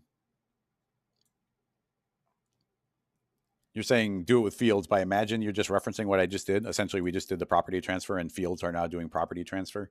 Um, and I don't think there's going to be any kind of smooth transition. I wonder. Mm, no, that wouldn't give an alpha.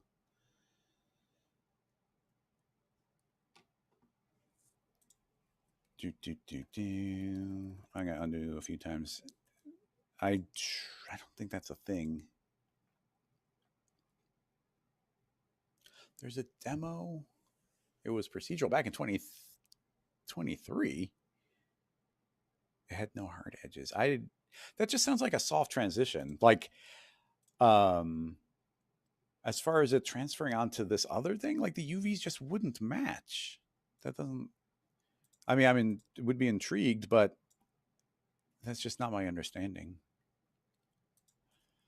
Um,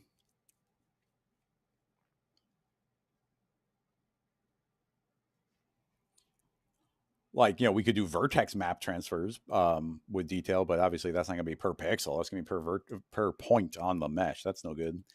And then it's like we've got like that UV transfer I just did.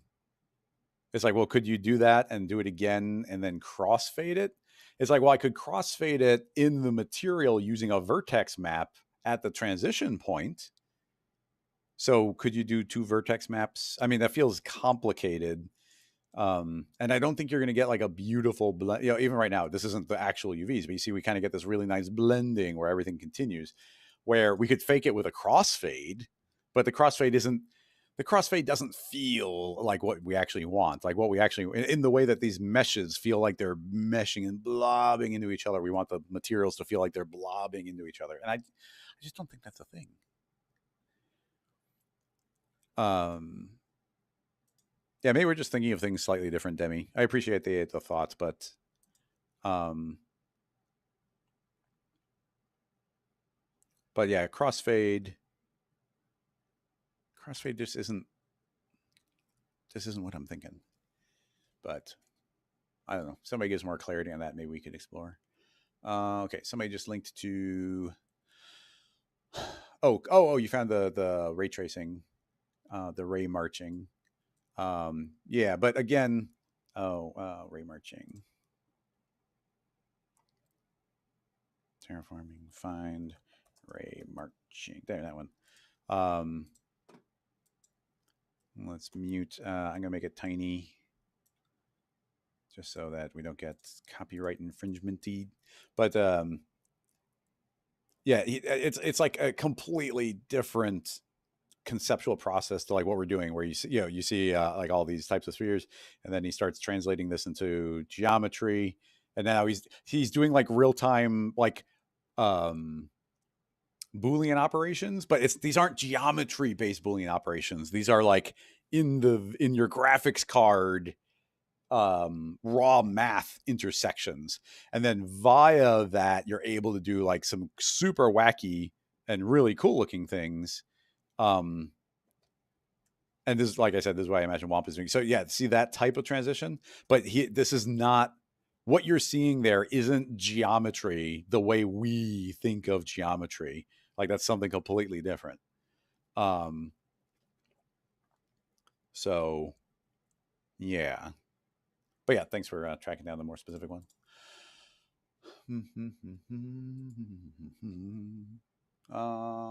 We only got 5 minutes left. Time flies. Unless, Oh yeah, okay. I was like, unless there's an hour and 5 minutes left. Yeah, no, and it's a fine question to ask. Um, yeah, okay. Demi found it, and it was using procedural materials, which is an entirely different ballgame because then you can kind of do those transitions in some fun ways. If we are only using 3D noises and fully procedural materials, then it changes it. And by procedural, I even mean three-dimensional noises, because then those can travel along based on the axis of the objects that are moving. Um, yeah, fun questions, but not flashy.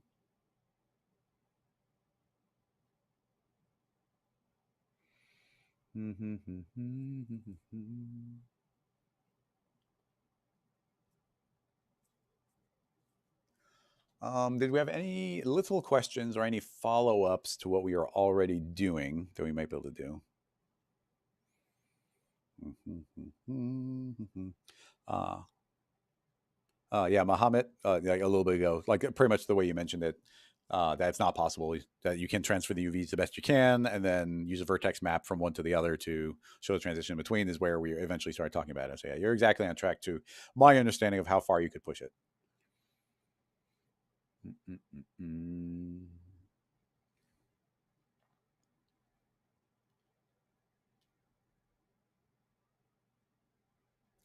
Earlier, is it Agia?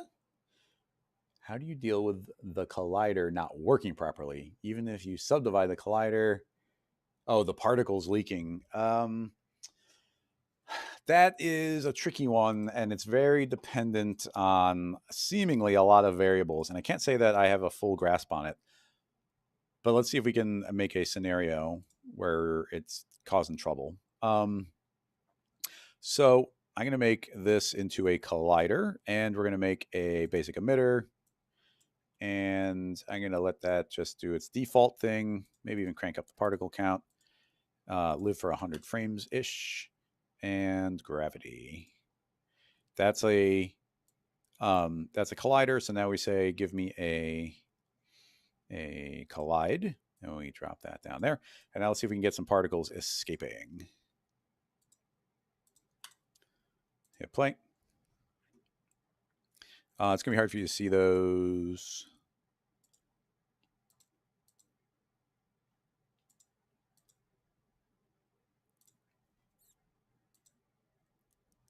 I've been making I don't know why, but I've just been having fun making like some custom gradients. So yeah, just making a bunch of cool looking different colors. Here, I made toxic sludge yesterday. So yeah, we get some particles, and now this one's doing a fine job. They're not escaping, but now let's say that this is not bouncy. So now they're going to be sliding along the ground, which I feel like is going to be significantly increasing our chances that they cause us some sort of trouble. Although even now that's kind of cooperating, surprisingly. Of course, it goes to, I'm sure everybody here has experienced this many times. When you're trying to break something, it won't break. Like it's working just fine. When we're trying to, it's like, no, I swear there's a bug. Watch. And it's like, oh, wait, it's working. Why? Because I've had particles like escape all the time. Let's do it like combine it with flocking. I wouldn't be surprised if that starts causing some trouble. I don't want cohesion, but I do want them pushing apart from each other. It's probably once we start combining this with some other forces that stuff might start sneaking through.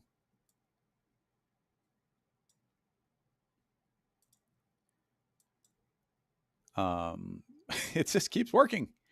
And those are just falling off the edge, I think.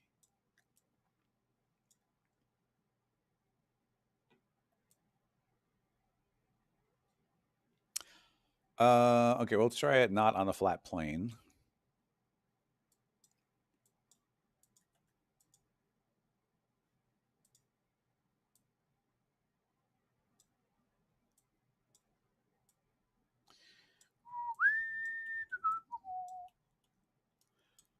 Still working perfectly.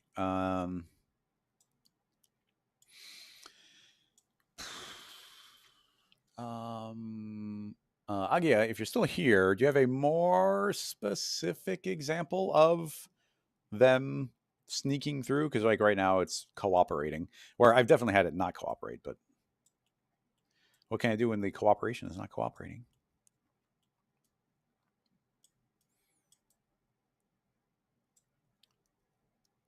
Hmm.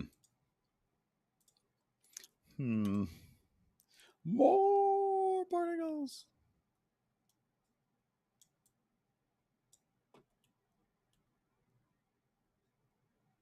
Amazing. Um. Yeah. What are you gonna do? Well, anyway, I was gonna kind of talk about some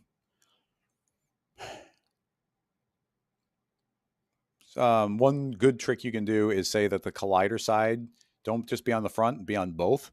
Because it's like if the particle, I think they had said if the particle travels too fast, it might pass right through the surface. And then if it's escaped, then it never acknowledged the collision at all. And then by doing it on both sides, then it can catch it once it's passed through. So if you're ever getting trouble, the first thing to do is grab your collider and say collide on both sides. So that's one thing. Now, actually, I don't know if this would actually be the case, but you just mentioned rigid body. I put a collider. So if I do a rigid body, that could make all the difference in the world, actually. But gravities. Oh wait, I turn on my own gravity. So if I turn on, how do we have? I'm gonna say no gravity, and then this rigid body. I'm gonna say exclude pretty much everything because I don't want the gravity or the turbulence affecting it.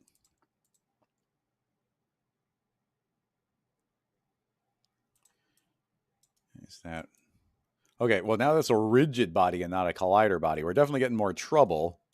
Yeah, look, those are now horrible. So, um, but did we?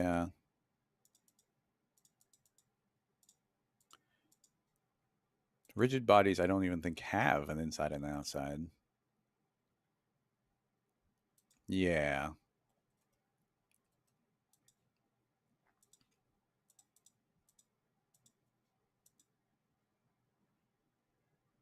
Hmm. Yeah. So personally, I've had a lot of trouble with the. I guess at this point, I'm guessing it is the rigid bodies that have been giving me trouble, and all of the current solutions. Um, all of the current solutions I don't love. Let's see. Somebody is suggesting to change it off the collision shape auto, which could be. We can change it to triangle mesh, and let's make there be back to a reasonable number of particles. We can do triangle mesh, which maybe triangle mesh is going to be better, but I've had trouble kind of regardless.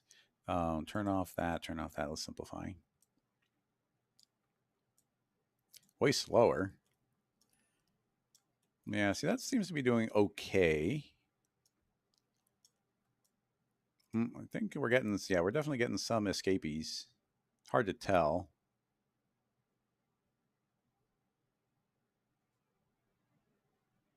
Yeah, no, those might not be escapees. They might just be sliding down this part of the mesh. Um, Plane. Okay, let's try that. This would be a little cleaner.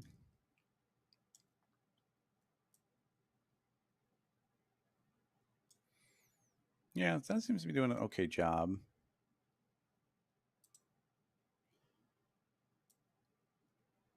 Yeah, it's tricky. Triangle mesh obviously is going to be the slowest of them. Oh yeah, and then under triangle mesh now you do get both, so you could turn on both, and that would improve it. Yeah, I didn't realize that was locked behind the triangle mesh, but that makes perfect sense. Yeah, tricky, tricky. Yeah, we'll have to keep that in mind.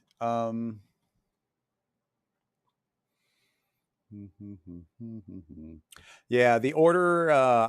One thing to keep an eye out for is the order of operations, and it's actually really important. I think you want your collide to almost always be the last thing in the list of things calculating, because if I say, hey, you're colliding, and then after you've collided, now do the flocking calculation, you can imagine that if there's a particle, like let's just say there's a particle hanging out and another particle just barely above it, the flocking algorithm could say, well, okay, push the particle below. That particle's now escaped via this effect coming after below the ground. So it's like, oh, the collision happened, and then flocking told it to push below. So yeah, I would say always make sure collide comes last.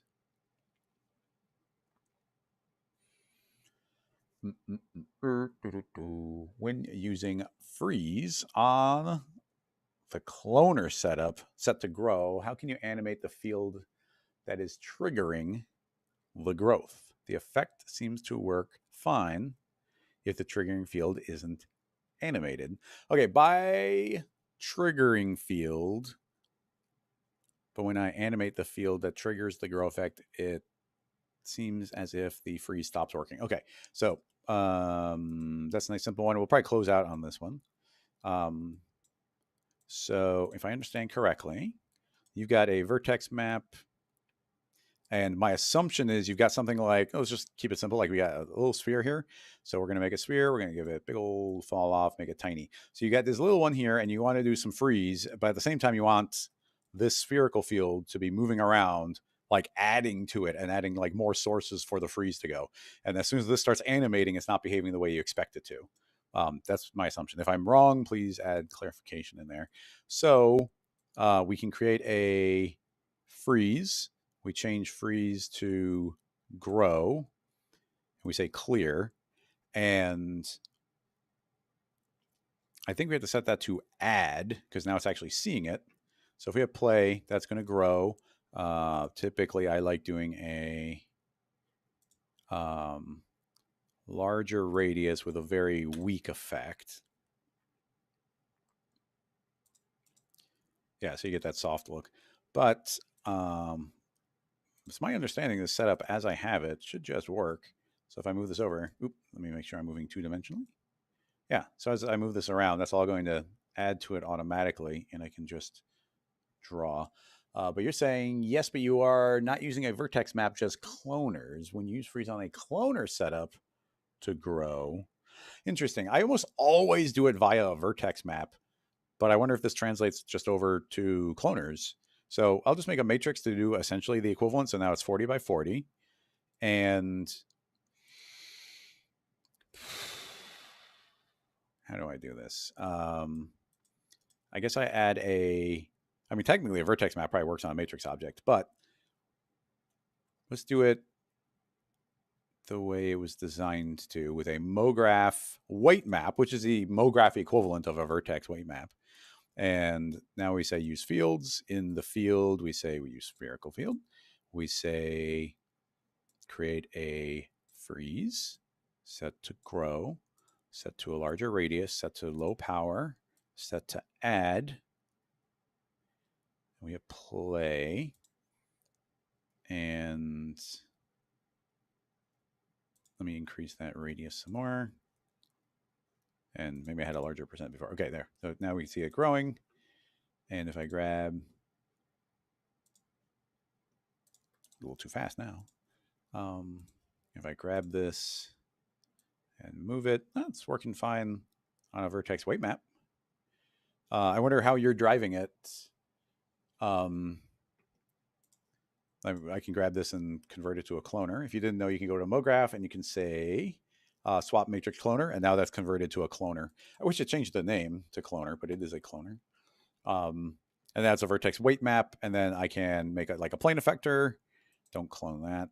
Clone a cylinder. Okay, and then plane effector is telling everything to move up. Use a field to drive it and put in a vertex weight map. And I think we can just say index. And now, yeah. Now, I think, yeah. Now as I drag this along, growth is happening, and anywhere I move this is getting applied. So yeah, are you doing it via the vertex weight map? Is, I guess, the question. I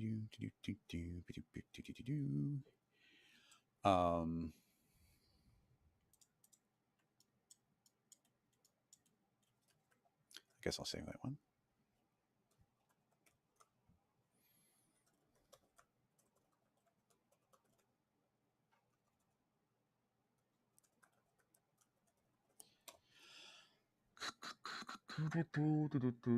Using a sphere to trigger and freeze effect on top, not doing it right. Plane effector, rotating 180 on. I mean, that's almost identical to what I've got right now. Okay, excellent. So this is what you were trying to do. Okay, so yeah, hopefully that just works. Yeah, we can activate our rotation. Tell that to rotate 180. That sounds fun. Whee! Oh, looks pretty cool. I wonder if we could we make that sphere, can we make this really weak? Could we say that is only adding in 5%? And would that, instead of snapping it in, yeah, look at that. So even if we have this only be a very, very, very, very small percent, this is just kind of creating new trigger points for it to grow. It's going to take a little bit for them to get going, but I can now trace out a path and it would slowly get to them. And for anybody, if you're ever doing this type of thing and it's like, why are those happening? It's the freeze remembers its initial value. So you have to go back in your tag, click on your field and say clear, and that'll get rid of that one it was remembering.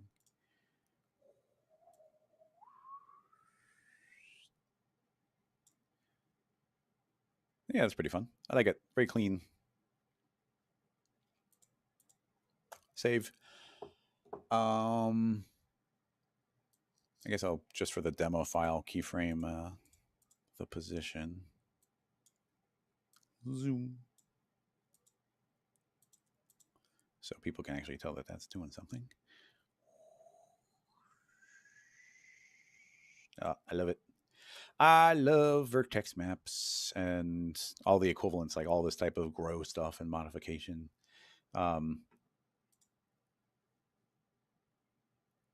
Because even here, like they're hitting that end point. They're really snapping in, but there's so many things you can do to make that better. In fact, let me show you a kind of alternate technique here. I'm going to say that the effect strength is going to be 100%. And we have to probably make a minimal. Oh, this actually might not be a good idea because it's just going to happen really fast. Okay, actually, no, I can go back to what I had. So watch this. I like this type of thing. So you're going to see that we got this effect and it's drifting up and they kind of just slam into the end, even though they're drifting in really nicely. But something I love doing is using these modifier layers. So I can make a quantize and drop it down to 1. So essentially, all that lovely information that's already happening is still happening, but essentially, up until it gets up to 100%, it's not kind of showing anything. Or is that actually overriding it? I might need to. Yes, that is currently overriding it. So we need to separate these into 2 different maps. So one of them will do our calculations. That will do our calculations, and then this one will do our quantizing. Gotta give them different names. And now this map will get fed the first map. So now, and then let's make sure the plane is getting affected by number 2. Okay, so now if I let that animate, you see that those are, that's weird. What?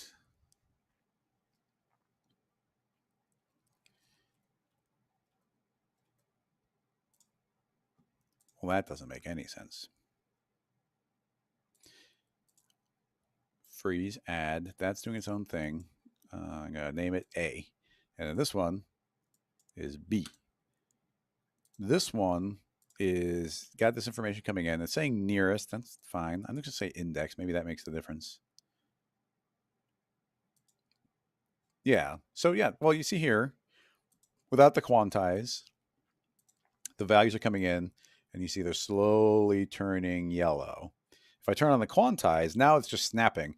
It's like once it crosses, I think once it crosses the 50% threshold, it's suddenly like, oh, jump to that final position. But is that going to translate into that working properly? Do we have to go to nearest for that to work? What's going on here? Why is my plane... Oh, there's a MoGraph weight map. I don't know why I had a MoGraph weight map in there. That was probably causing all the trouble. Okay, drop that back in again. Okay, so are you just going to snap? Okay, cool. That's what I wanted. So now we've got that soft transition, but now I'm translating it to a very harsh transition. Now, remember before it was slowly easing in, but then it was very harshly easing out. And it's kind of like, oh, there's not really a way, too good of a way around that. But by doing this really harsh transition here with no smoothing whatsoever, I can now know that all of them are instantly popping from one state to the other. So now I can grab something like a delay, and now you see that it's transitioning between those two states, and all of them will move exactly the same speed. No matter when they get triggered, they move at identical speeds, and that's the easiest way to set that up.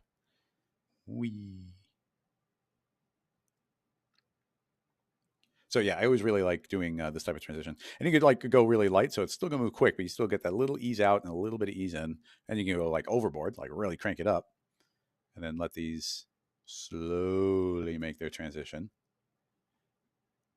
And in theory, we could do a remap on those as well.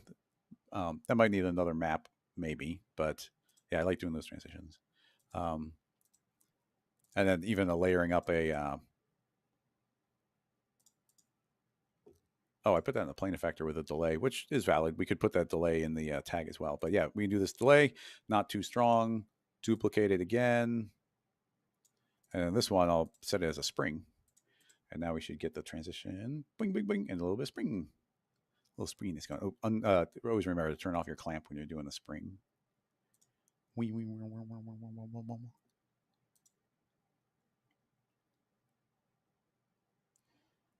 Dig it.